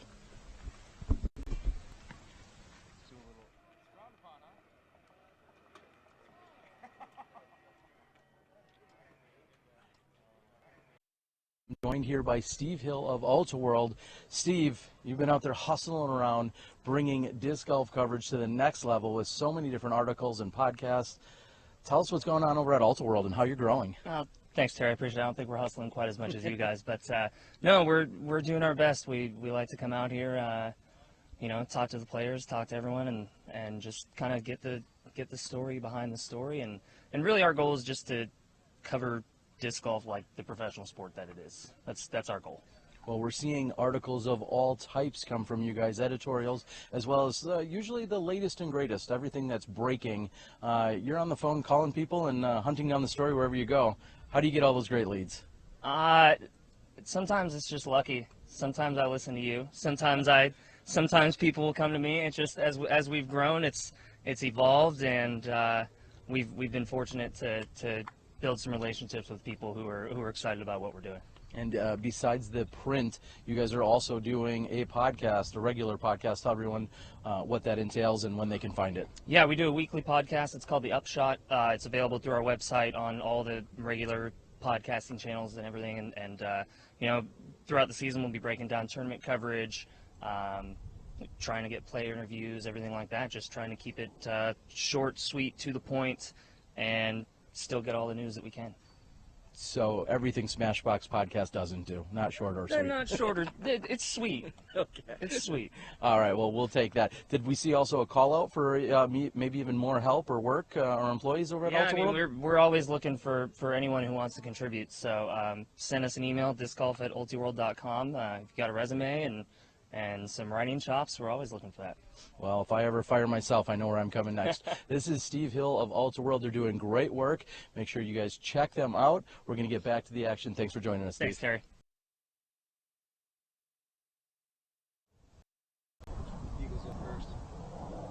And I believe we saw a shot come in and hit just in front of the bunker, in front of the basket, I should say. As we are trying to move into position here on hole number 13.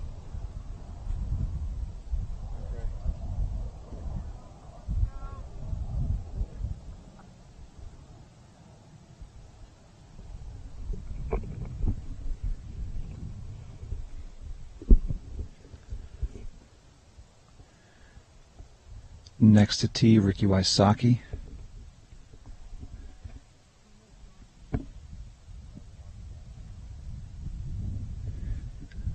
It's a par 3, 368 feet, a slight uphill, bunker about 5 feet short of the basket. A very technical hole. Johnny Mac there a little wide right, hitting the fence and kicking out of bounds. Eagles going to be a tough call as he hits short in front of the basket. Macbeth disregarding all that and going at it, and the run in the ace on hole number 13, 368 feet. Ace by Paul Macbeth. Crowd is going wild. Insane. He's going to run this one out as he makes the charge. 6 holes to go.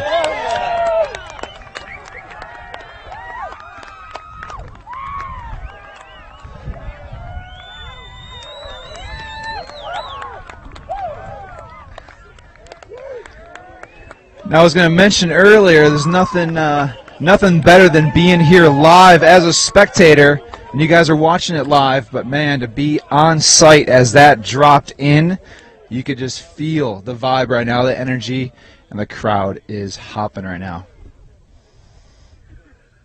How do you throw after that, Terry? I don't know. I can't even throw that far to begin with, let alone watching an ace drop in by Macbeth. And here comes one wide right. That's tough to follow, Avery. As proven right there. Wow, insane. I think Paul's still feeling pretty pumped up as he's making his way back to the fairway. I should get him over here for a second.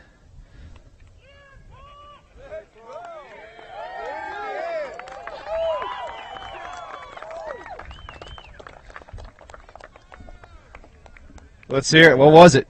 Champ Thunderbird. Champ Thunderbird, a slight hyzer, drains it. Drains it with a signature disc, no doubt about it. Avery, that was such an amazing shot. We've got it for you again thanks to our replay. Gio and Chad on the cameras. Let's see that again. The basket, a very technical hole. Johnny Mac threw a little Wide right, hitting the fence and kicking out of bounds.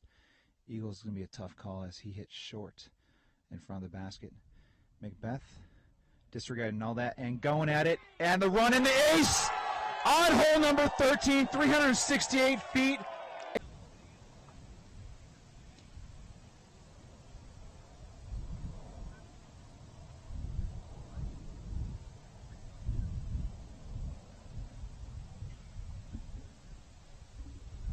And with all of the commotion finally settling down, we've got Jeremy Colling with what looks to be a forehand stance up against the fence on this right-hand side.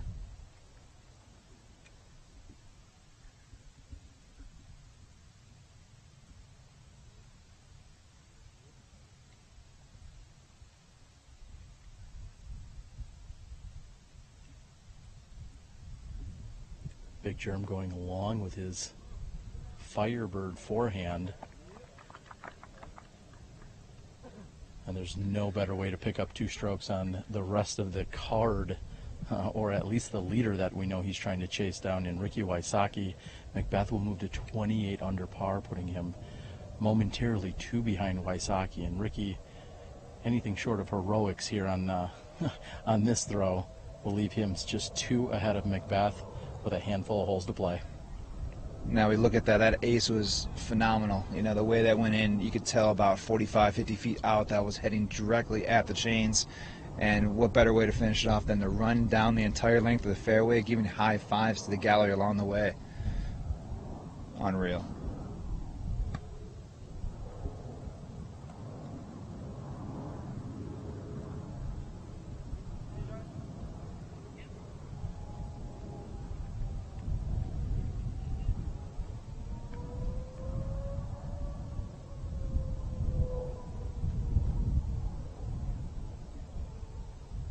For a moment, that putter turned over and was heading toward the sand trap OB. However, it finished strong. Ricky will have a tap in for what should be an easy 3 at this point.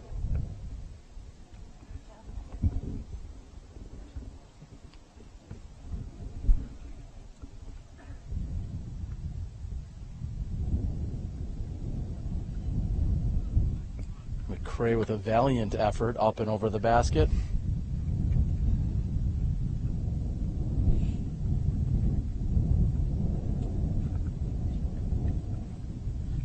Eagle McMahon, who was actually first to throw, landed in the sand trap from our vantage point. That's what it looked as if.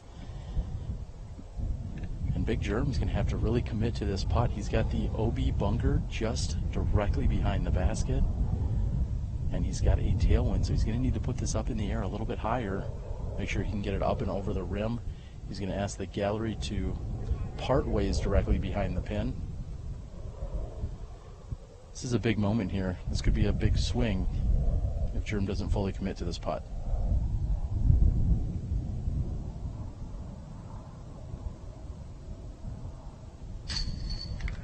Up and in with confidence, tailwind, like you said, he'll leave it a little higher, and no doubt about it, knocks it down. He does take a bogey after the errant shot tee.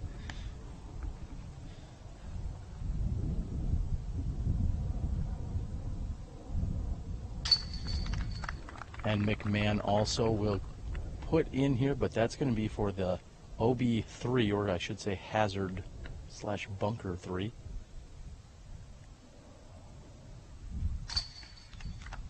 Johnny McRae is in.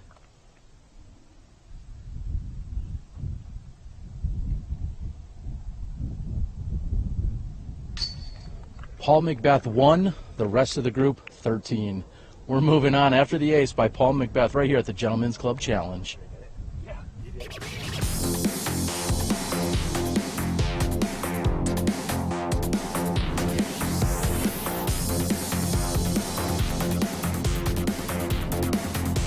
TheSpeedTV.com.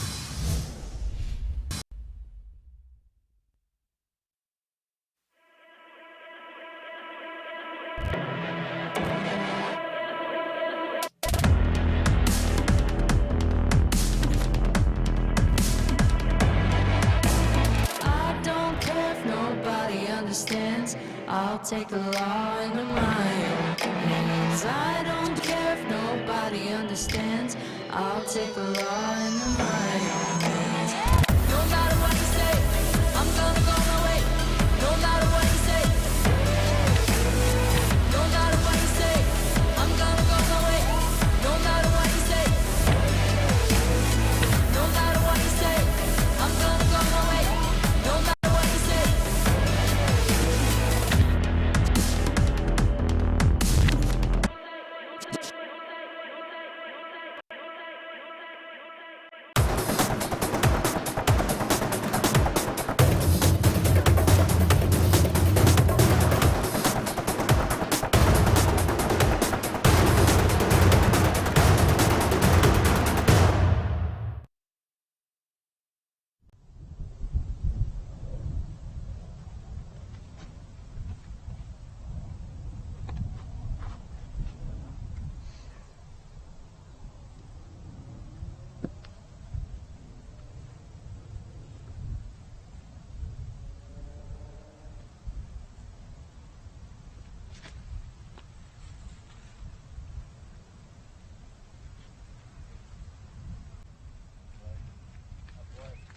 huge shot here by Paul Macbeth.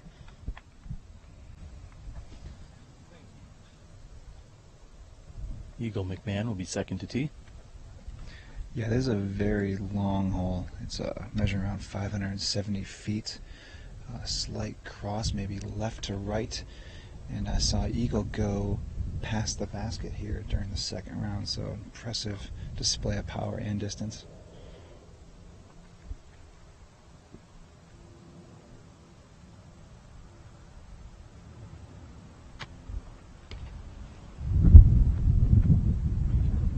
And Avery Eagle is swapping out disc, going with something a little bit more stable.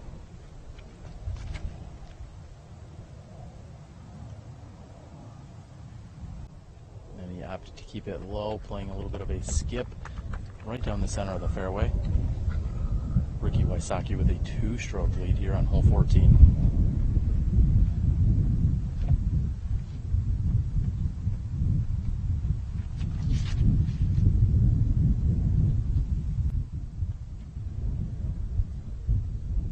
Ricky Wysocki putting the bump and run off the tee pad, throwing it low, but getting that nice fairway skip as it skips at least 120 feet forward, middle cut fairway.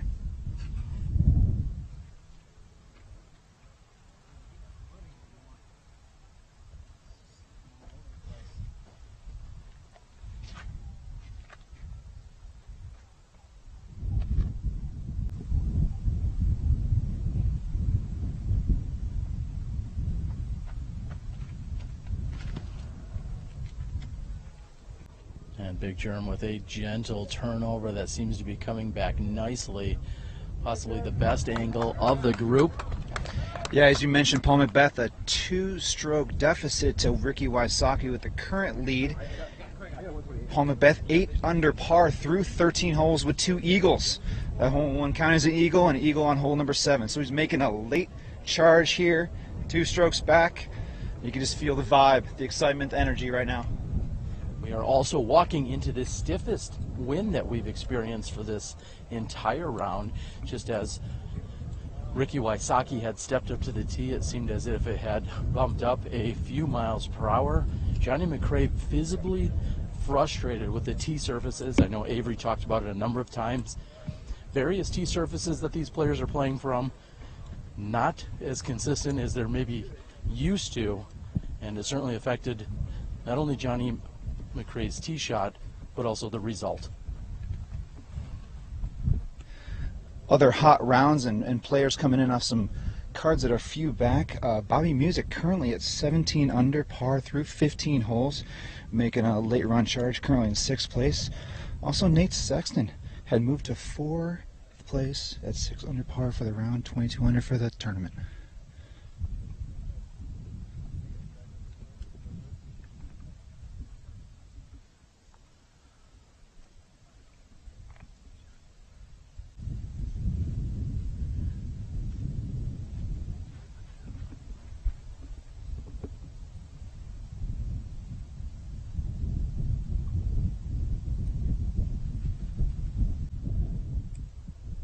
One of the most rare sights we'll see today is Johnny McRae throwing a forehand shot.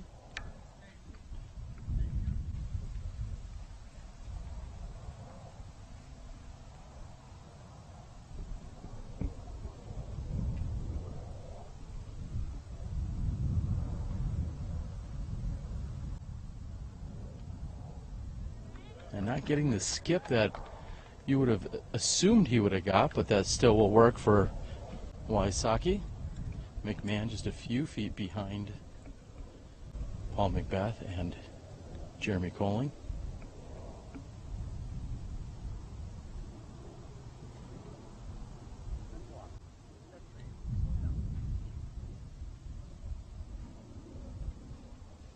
And that trickles over the backside but gets the safe indicator.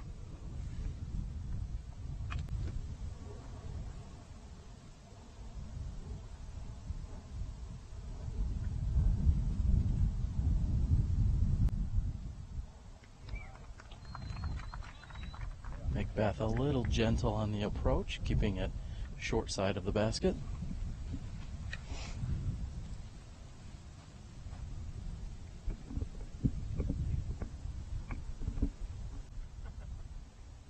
Big Germ with a light chuckle.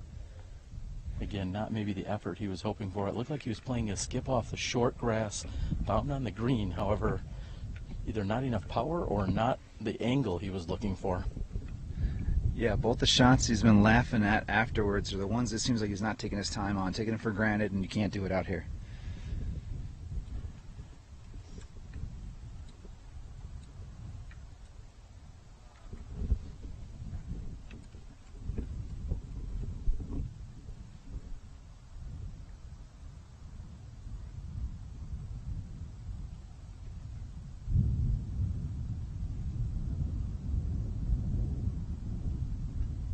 Uphill turbo putt attempt by McRae.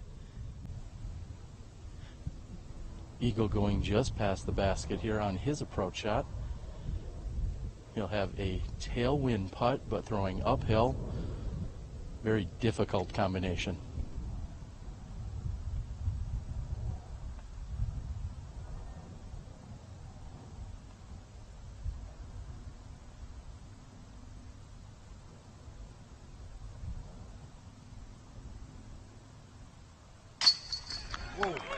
And not difficult at all for Eagle McMahon. Solid putt. The rest of the players are approximately 12 to 18 feet away.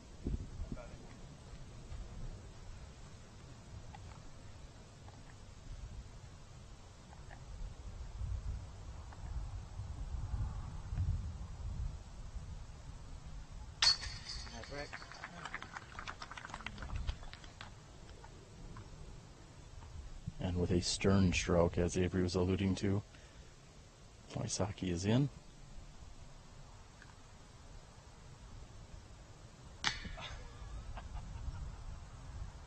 Don't do that. No.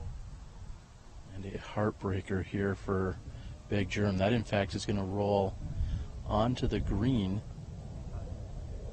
And he is going to pick up from the OB green area and move back to where he was last putting from.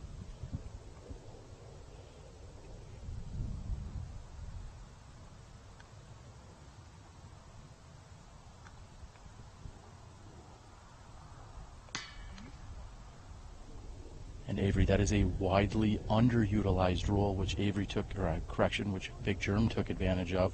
Anytime that you go OB from throwing a shot, you are either to take it from where it was last in bounds, which is most often the case, or from where you last threw from.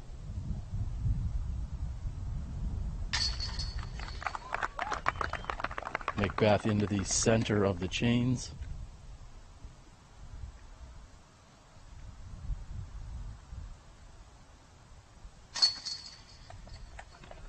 Now, Terry, you mentioned earlier Paul's setting up on a straddle putt. I don't know if it might have been the hillside or if he has maybe a little tightness in his knee or back, as we experienced last year and saw him going a straddle putt over a standard up linear stance. We'll talk about that more on the next hole.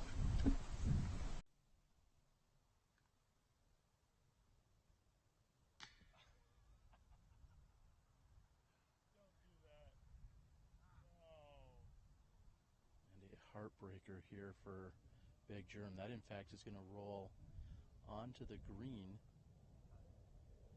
and he is going to...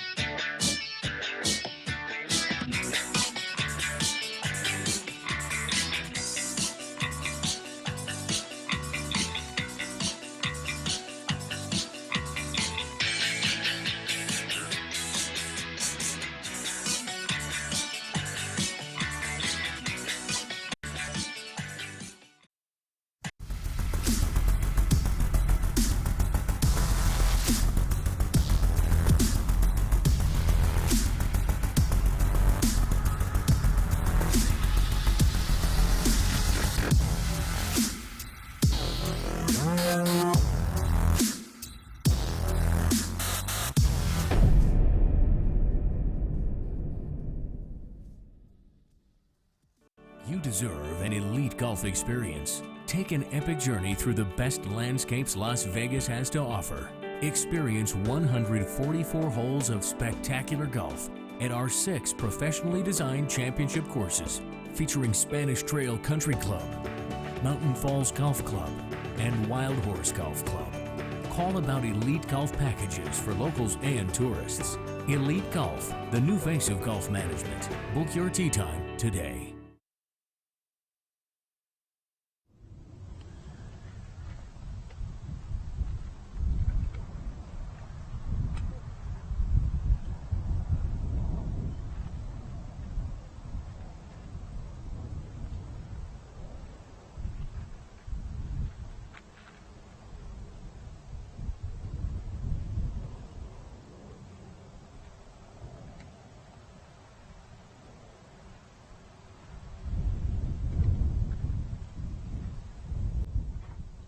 Avery, hole 15 is 558 feet.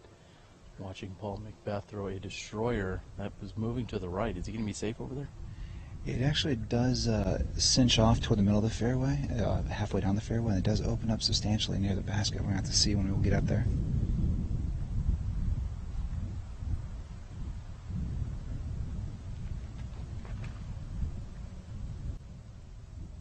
And McMahon flirting with that left-hand side. And it gets a good skip and great carry.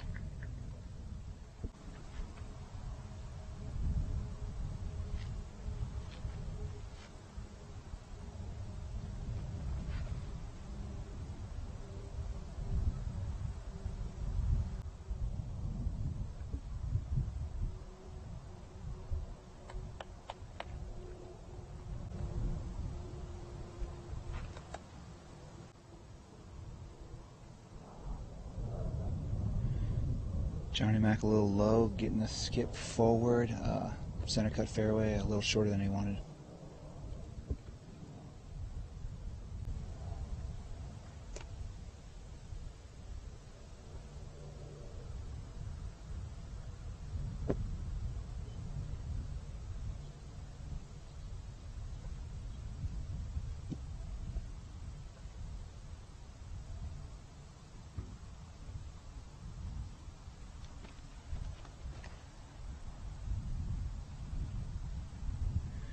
Germ playing the big flip and ride, carrying, tailing off to the right side, waiting for indication down by the gallery.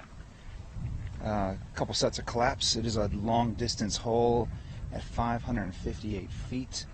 Coming down the stretch, 4 holes to go. 2-stroke lead by Ricky Wysocki over Paul Macbeth.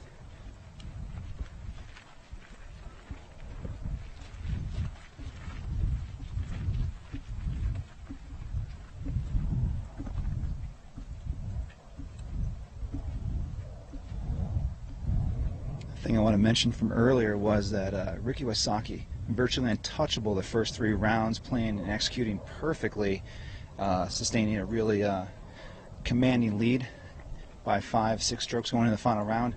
Now, I said I was going to take maybe some other factors contributing to players having a chance to catch them, and with the winds picking up as we're made the turn coming back to the clubhouse, these last 4 holes are going to be battling into a brutal headwind. So it could be a factor that these other players are looking for. We'll see if Ricky Wysocki can step to the occasion like a true champion.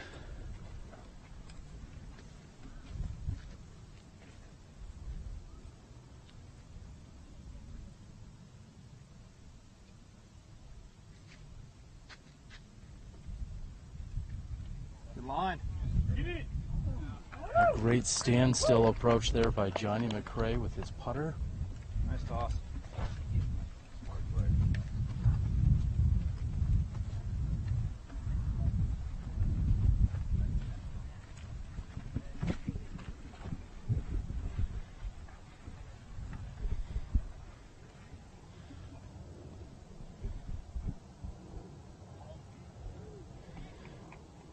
Rick going forehand putter, a little skip and a roll, trying to play the downhill slope to the basket. Looks like it came up a little bit short.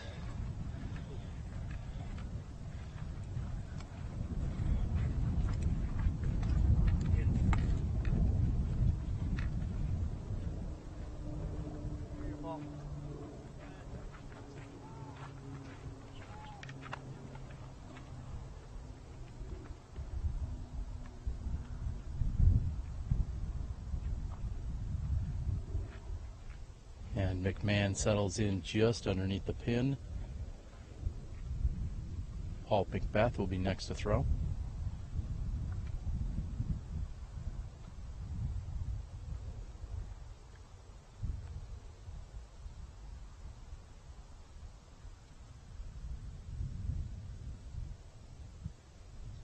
Paul finds himself on the furthest right-hand side of this fairway, just short of the cart path.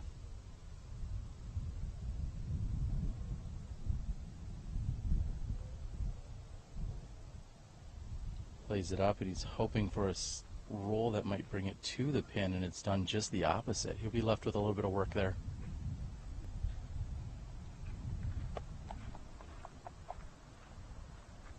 In this heated battle, I saw Ricky Wysocki actually walk over to see where Paul was positioned and see where his second shot was gonna take him. And yeah, Paul right there, a little fault in execution, leaves it a little bit outside the circle with a puck coming back in the tailwind.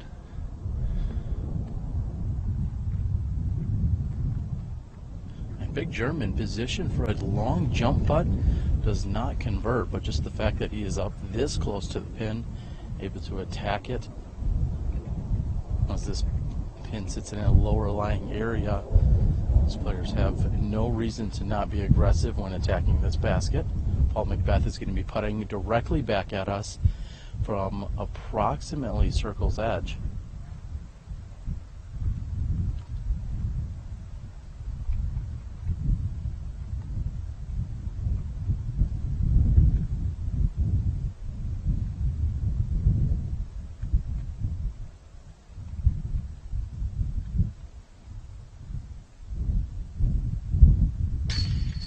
Whoa! And left side chain and in. Earlier you had mentioned, we had talked about Paul and his straddle putt that we saw last year during the injury. Steve Hill from Alta World had informed me just before the round that Paul's just slightly more comfortable with that stance at the moment.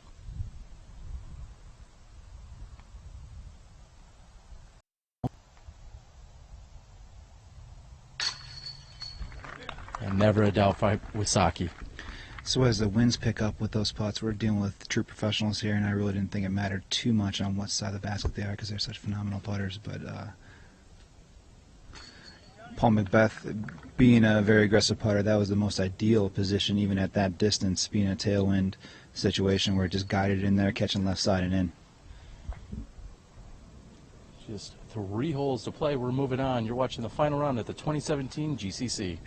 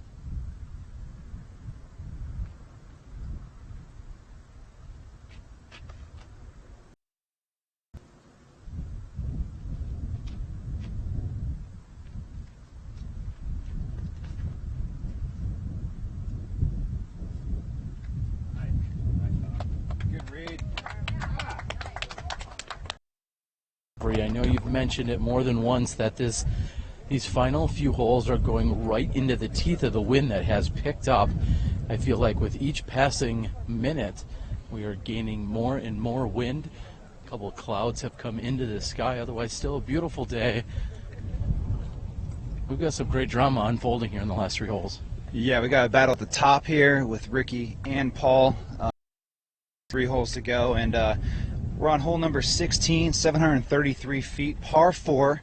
One of the longer par 4s. They just faced a slightly shorter hole, being a par 4 as well. But lots of danger. We got a golf green short of the basket, and danger both sides, OB. And we're going to see the second shots on the position. Shot very critical.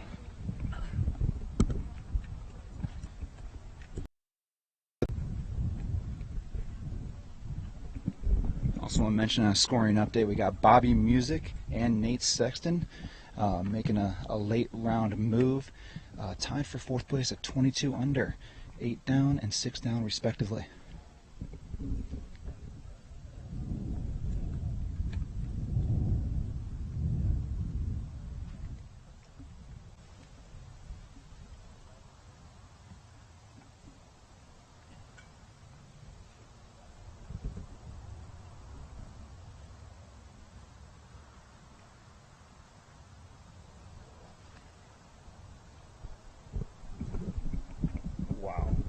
And we feel the side here. I don't know if this is a slightly lower spot on the course.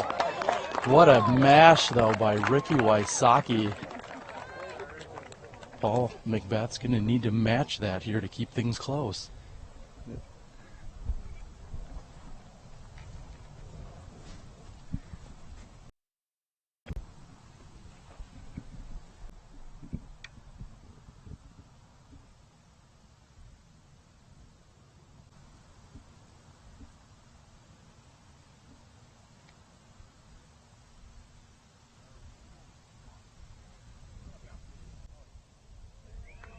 And Paul's short, but looks like a great shot there. Yeah, both those approaches being in similar position, about 375, probably sub 400 foot approach into a very small green backside drop off, and lots of danger all around.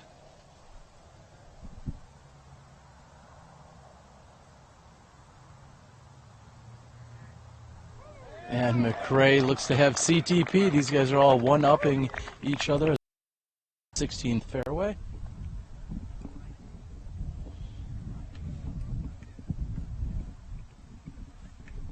Eagle McMahon is off to our left. McMahon sitting currently at 27 under par. Johnny McRae at 21. Wysocki out in the lead at 32. McBeth at 30 and Coling at 17.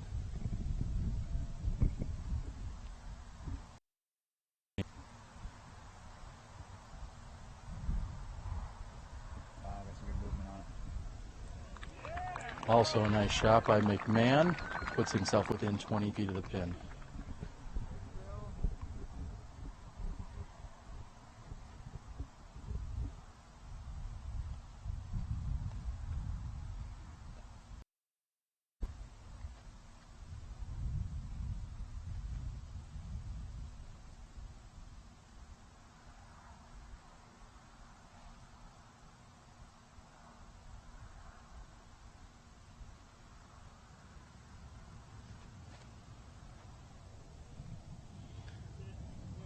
Big Germ's asking for his forehand to sit, and it's done so nicely. He also finds himself within 25 feet of the pin. Challenged by a number of factors out here. It seems as if, although we're in a relatively wide open area, Avery, the cellular signal seems to not want to cooperate as much as it has been the rest of the day. We're going to get closer to the pin and finish strong here with the final 2 holes. We're glad you guys are tuned in for live disc golf. This is, of course, the PDGA National Tour opener here for the 2017. Next week, we'll be moving so many of our professionals down to the Disc Golf Pro Tour taking place at the Memorial Championships. Has been a PDGA National Tour opener this year. It has changed up a little bit, and we're seeing the Las Vegas Disc Golf Club play host to us along with the Wild Horse Golf Club. It's been an amazing week here in Las Vegas.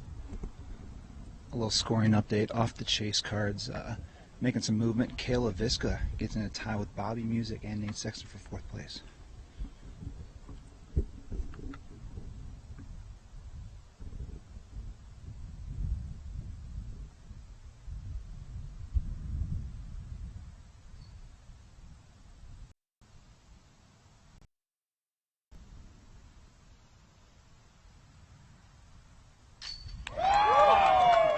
And Paul Macbeth just will not go away. He is just banging on the door of Ricky Wysocki. 2 back. He will not lose any ground here on the 16th hole.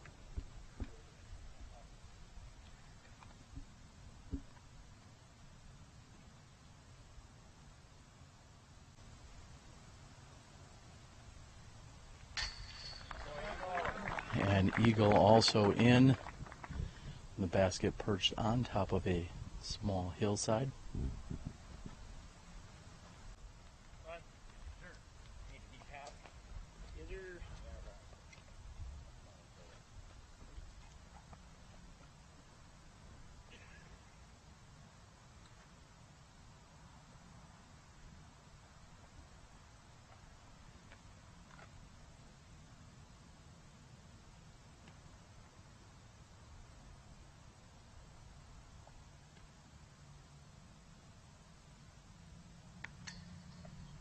And Big Germ is left. His woes continue here.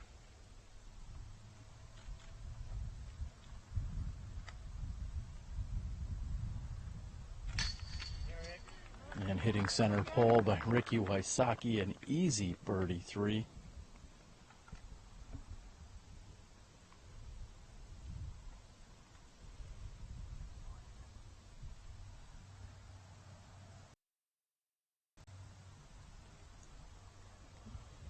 Looks as if Big Germ is still out.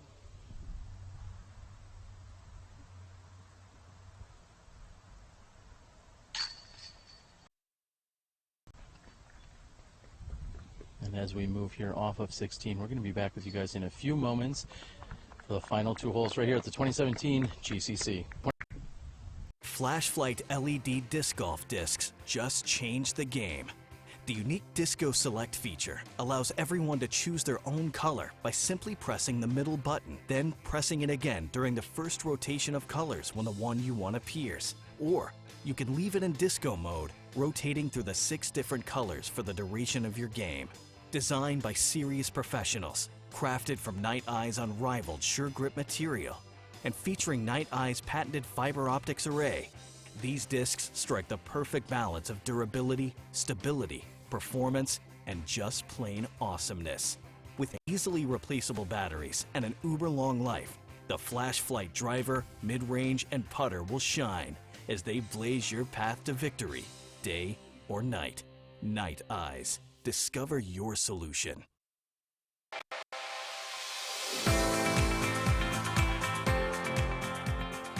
For me, it's time with my friends. For me, it's a walk in the park. For me, it's my job. Go in. Oh. For me, it's all about the exercise.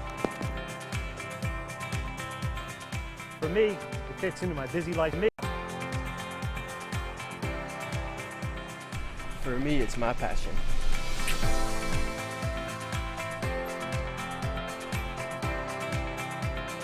For us, it doesn't cost much to play. For me, it's fun.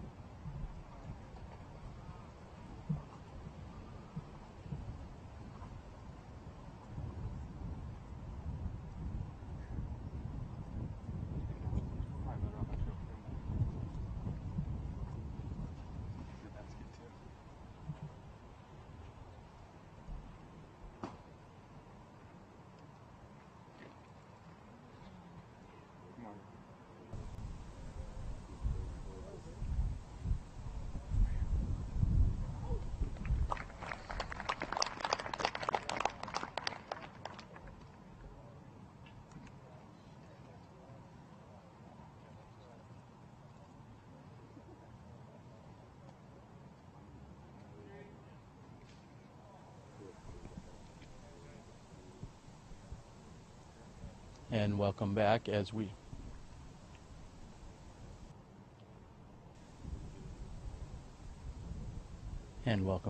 as we are joining you here in the progress of hole 17's tee shots. Most recently we saw Johnny McRae turn his over, similar to what we saw from Paul Macbeth. Ricky Wysocki, however, is in the center of the fairway with an easy up and down look. And Eagle McMahon is coming right at us. And a great shot by Eagle McMahon. He is exactly pin high, looking at approximately 90 feet to the pin, but he is pin high with the basket. Last to tee will be Big Germ.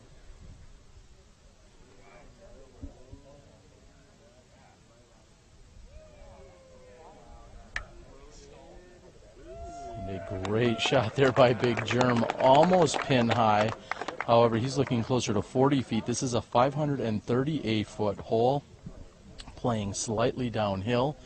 We're going to see the gallery and the spectators that are accompanying the leader card as they're moving down here on hole 17. It has been a gorgeous day out here. We are on the final two holes, the 71st and 72nd, for those that can do that quick math at home, of this PDGA National Tour event. And Avery, Paul's making his run, but that last tee shot is not going to put him in very good position. Right now, he may need some kind of help out of Ricky if he wants to chase him down on the 18th hole. Yeah, unfortunately he left that low inside right, turned it over, and he's going to be caught back behind some bushes with some work to even try to get it by the pin for a par. Ricky made the play in the lead by 2 through the nice hyzer out to the open, leaving himself a really open second shot. If Paul has any chance on these next 2 holes, especially going in 18, he's going to have to push all in.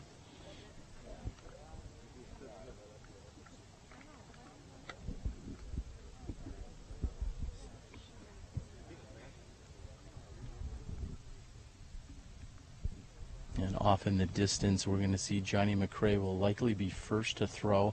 He had turned over hard onto the right side of the fairway, which would be the left side of the screen.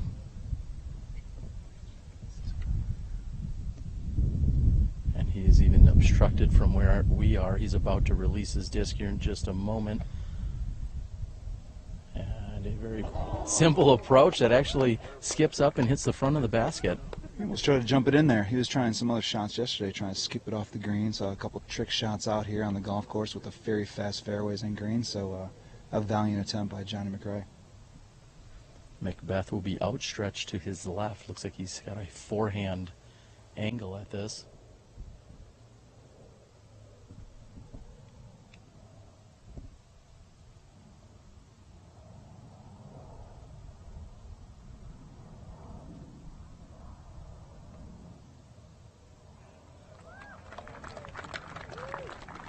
Solid approach by Paul Macbeth. Wysocki will be third to approach. Correction, I think he's going to wait for Eagle McMahon, who is going to come directly toward us.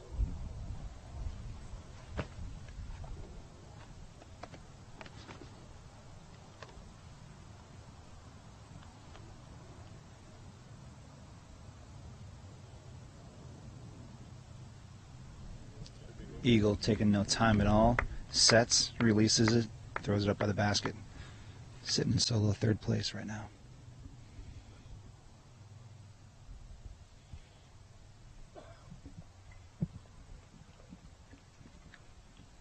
And Big Germ left with the lone remaining opportunity at birdie here.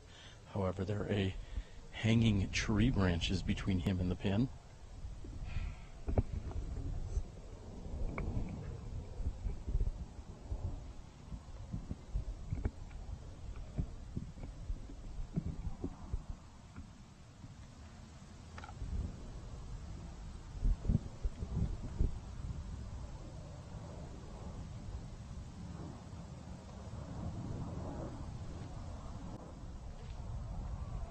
That was on line, Avery, but as Big Germ saw as soon as he walked up to his lie that those hanging branches would be in between him and the basket, and those are exactly what caught him up. He thought he'd just gun for them, hoping to break through. However, they dropped it down immediately. I was actually hoping he was going to go skip shot for that one, entertain the crowd a little bit. He's a few back at this point, and really, it's really about putting on a show with that massive drive on 17, and really intended spectators.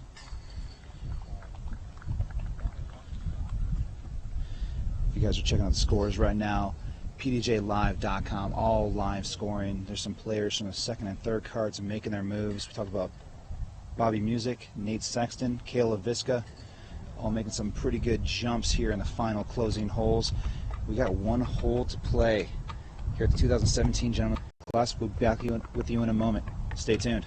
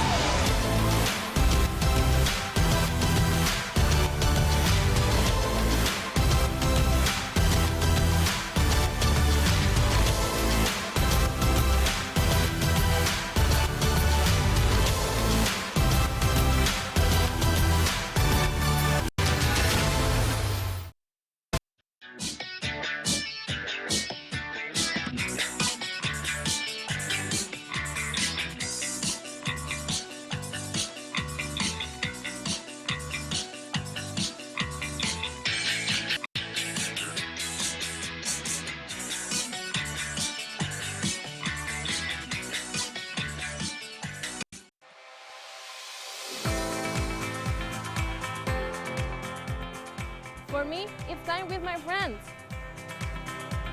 For me, it's a walk in the park. For me, it's my job. For me, it's fun.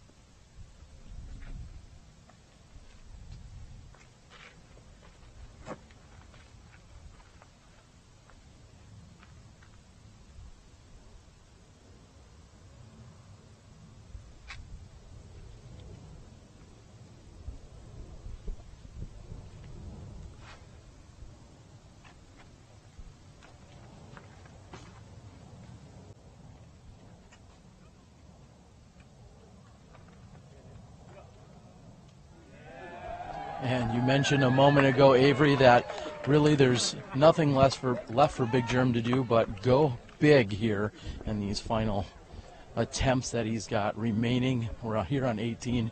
We saw 4 very safe, conservative shots all come off the tee, which is really the smart play here. Big Germ decided to bite off a little bit more than the rest of the players. He's going to try and make sure he gets up and down for that birdie 3. Yeah, as you mentioned, those first 4 shots rattled off pretty quick. Not taking too much time. This first shot is a layup, and then crossing over the second shot. This hole lays out at 732 feet, par 4. And with Germ sitting more than a few back, he's got a lot of spectators and a lot of crowd to entertain. So he did go for the big hero shot, clearing into the second fairway, leaving a very short second shot approach to the green.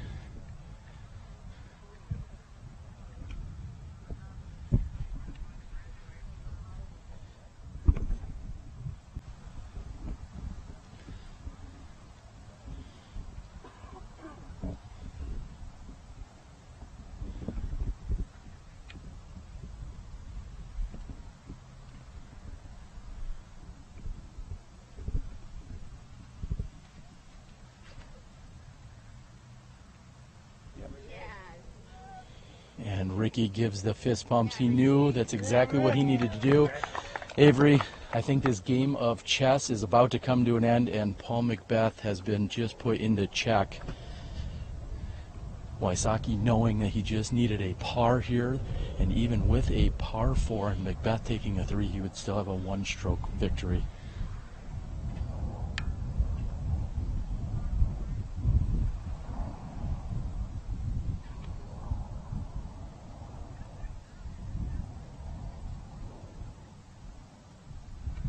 As I brought up before, Paul Macbeth, because he's going to have to push all in at this point. I mentioned to him at the tee pad, and he's actually going to wait for a second shot to push all in and really try to force this. He's really going to have to knock this down. He did it from a longer distance before, throwing it in on hole number 13. So with this shot here, he needs this to tie.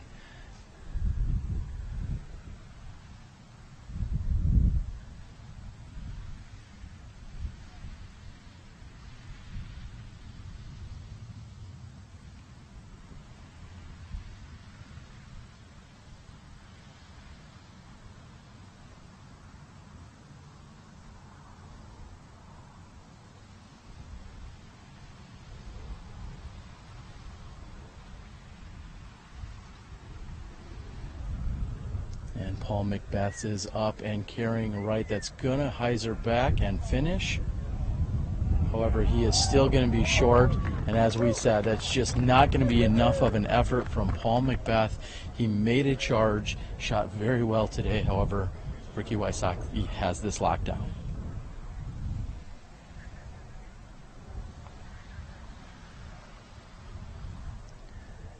Yeah, Paul Macbeth was in a tough position, 2 back on the final hole. He's going to have to actually go fairway ace to even try to force a play out with Ricky. Ricky throwing that second shot inbounds, pretty much put a lock. All he needs is go up and down and walk away with the win. Great turnover shot there by Johnny McRae.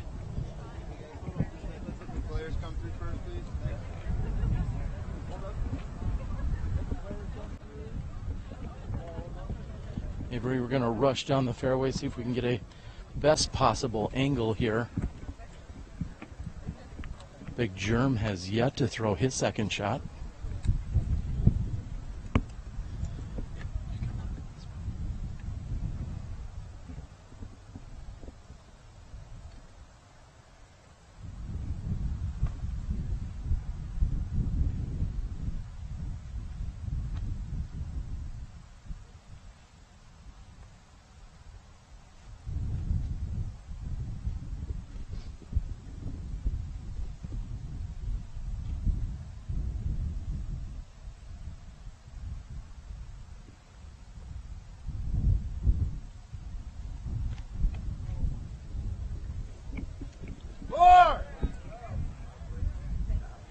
And again, Big Germ frustrated with his shot, making a few audible noises, saying that was not his best effort.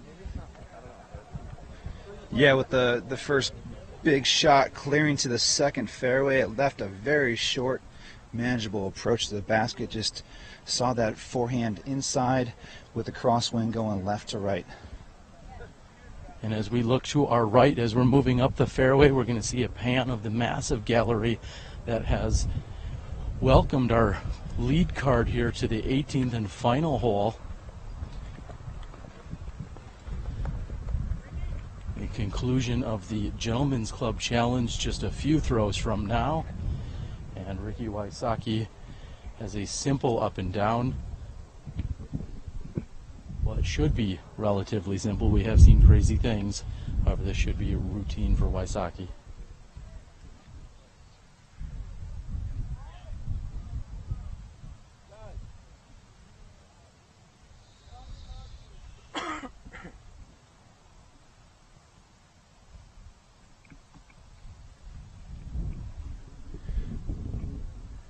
Ricky Wysocki making easy work of this approach. A little fist pump. And locks it down, about a 5-footer to cap off this win.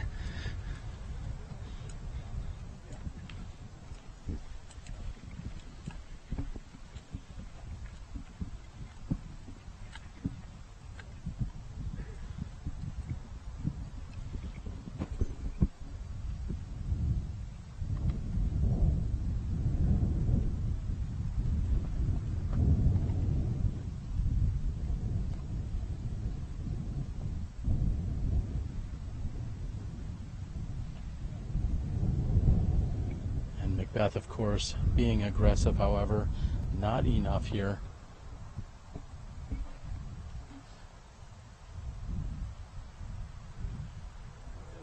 And Eagle on point, just short. Shortly after the round, we will catch up with Ricky Wysocki.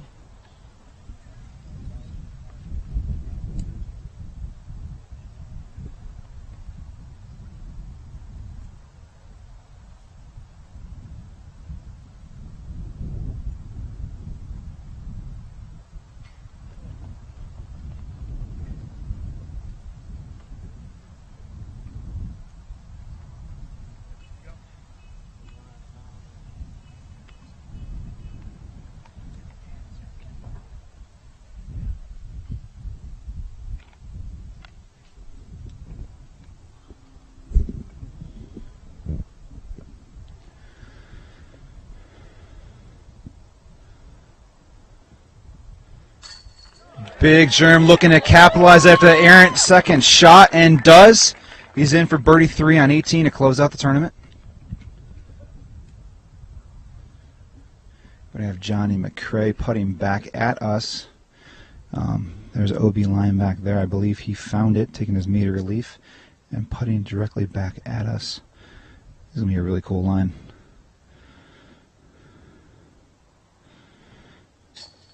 Dead center and in.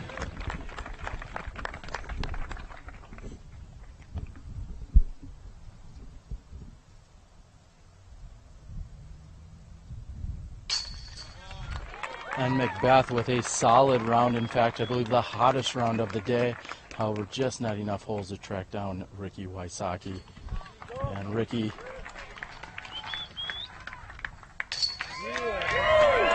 There you have it, ladies and gentlemen. Ricky Wysocki in for the National Tour opener here in 2017. Eagle McMahon getting the vlog in. Well, he's getting beat by Ricky Wysocki.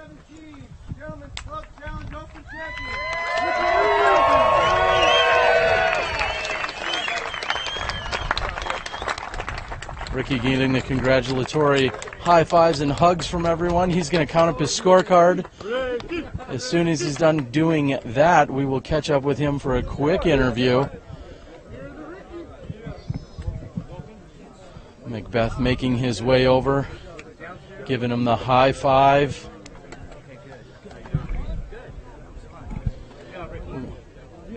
We're going to make sure that Ricky's got it. We're going to make sure his cards are in. You tell us. Whatever. We want to make sure that he gets everything taken care of. Of course, golf is first. Media is second. He's going to add up the scores over here. This five-sim certainly put on a show. We're seeing Wysocki at 33 under par. I believe that actually looks like a two-stroke. Yes, in fact, a two-stroke advantage over Paul McBeth, as we talked about. McMahon 27, McCray 22, Coling at 18. However, those are unofficial scores.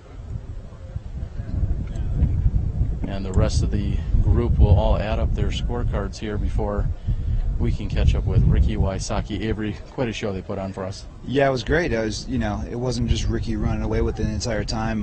Paul McBeth with 2 eagles during that round. That ace out there, getting a little excitement out of the crowd. It definitely gave him a chance. He was 2 strokes back for a number of holes coming down the stretch, and he made it so it wasn't just a runaway for Ricky. He made it very entertaining. That's what disc golf's all about. You guys tuned into a great one. Very exciting for all of us on location, but I'm glad you guys got to enjoy it. At home, live disc golf on Spin TV Smashbox, bringing it to you from Vegas. All right, again, the five-some are adding up their final scores. They will get those tabulated and officially submitted, and at that point we'll be able to catch up with our champion. All right, and coming on over to a nice, one of the many sunny spots that we find here. Actually, we're going to turn around so that the sun's in our, come on down here, Rick. Right. Sorry, we're going to move on over, make sure everybody can see you. And Rick, first and foremost, congratulations. You've opened up the PDGA National Tour with a victory. How does it feel? It feels great. I mean, it was one of my first actually wire-to-wire wins. So that doesn't happen a lot. It's tough to do, and as you can see, it's definitely mentally draining. You can't let up, and that's what I did. I was glad to have kept focused the whole time. We knew that we were going to see a battle today. You had a sizable lead, but anything can happen. There's long par fours. There's lots of great golfers here. You had a 5-stroke advantage, but one of your biggest nemesis, Paul McBeth, he was trying to hunt you down. Yeah, he played really well, but I told myself in the beginning of the round, I don't have to win by 7. I can win by 2, 3, or 4, which is what happened. I could kind of see that coming, and I was totally fine with it. I knew that coming down the stretch I'd have to still make some shots, and that's exactly what I did. So I was just happy to stick to my game plan, like I said, and win by 2 or 3 or 4 instead of 7, because that really, those extra strokes, you're pacing and trying to catch up to his great shots, and I didn't need to do that. No, you didn't. Well, you had averaged more than 1060 golf coming into the 4th and final round, which is great by everyone's account. You get to a hole like 13, you watch Paul throw in an ace, for instance. Does that rattle you at all, or are you just sticking with the game plan? Yeah, I was still in the driver's seat. He had a lot of momentum going, but it really it didn't bother me too much. I was sticking to my game plan no matter what. 7 strokes is a lot of strokes, and I was just glad to stick to my game plan, like I said, and win by 2 or 3 instead of I didn't have to win by 7. Well, it was beautiful out here. What would you say were some of the keys to your success out here for this 4-round event over 3 different courses? I think just with all the great players, just sticking to my game plan and not deviating from it at all.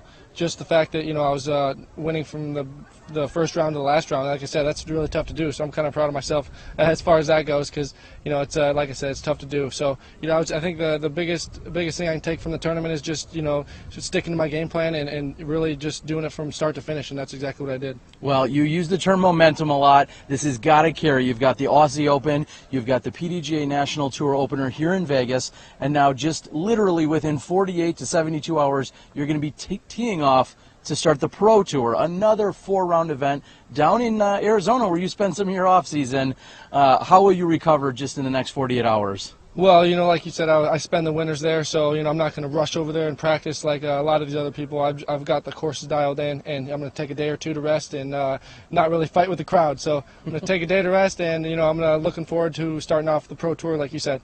So if anyone does want to beat you, are they going to have to find you on possibly a poker table tonight? Is that the only chance they have to beat Ricky Wysocki?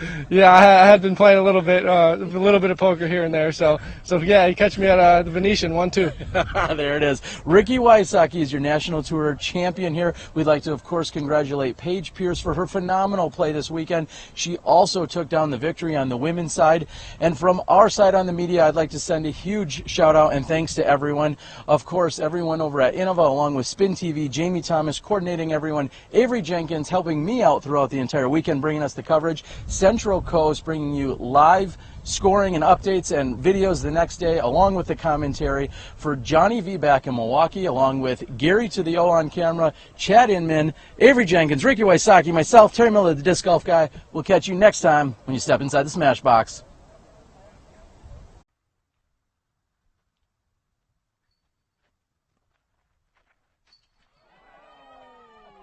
And big, wow, what a huge putt.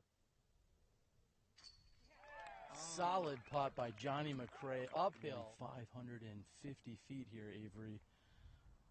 Is McBeth going to get enough to get up on that left side? He absolutely unleashed on that shot, cleared the green.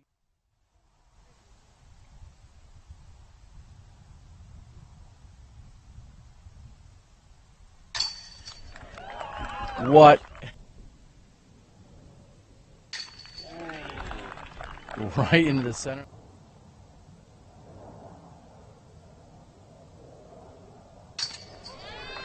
And Ricky, who is so solid with the putter, even when going.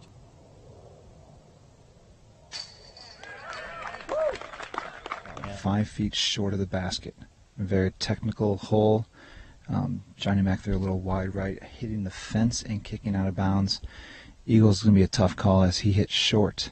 Is going.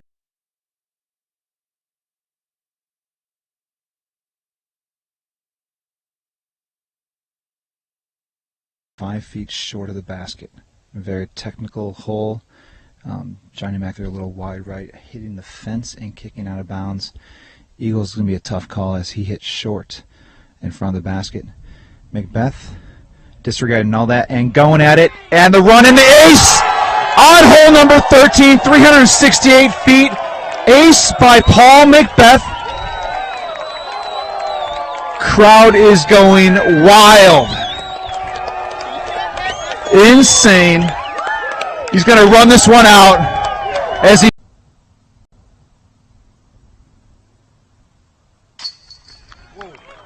and not difficult at all for Eagle McMahon. Solid putt. The rest of the players are approximately 12 to 18 feet away.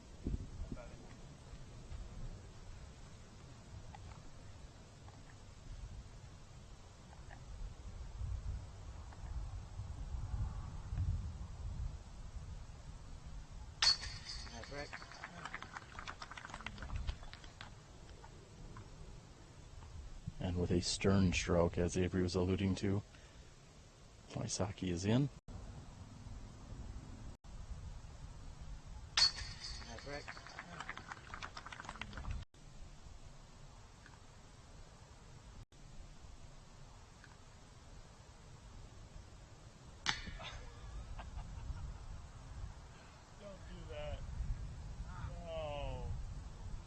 And a heartbreaker here for Big Germ. That, in fact, is going to roll onto the green,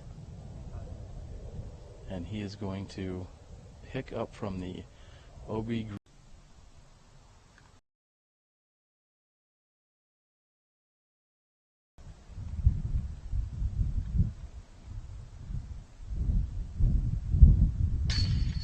Whoa! And left side chain and in.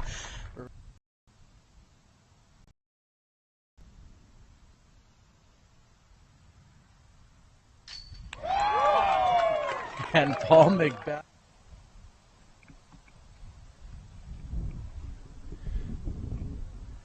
Ricky Waisaki making easy work of this approach. A little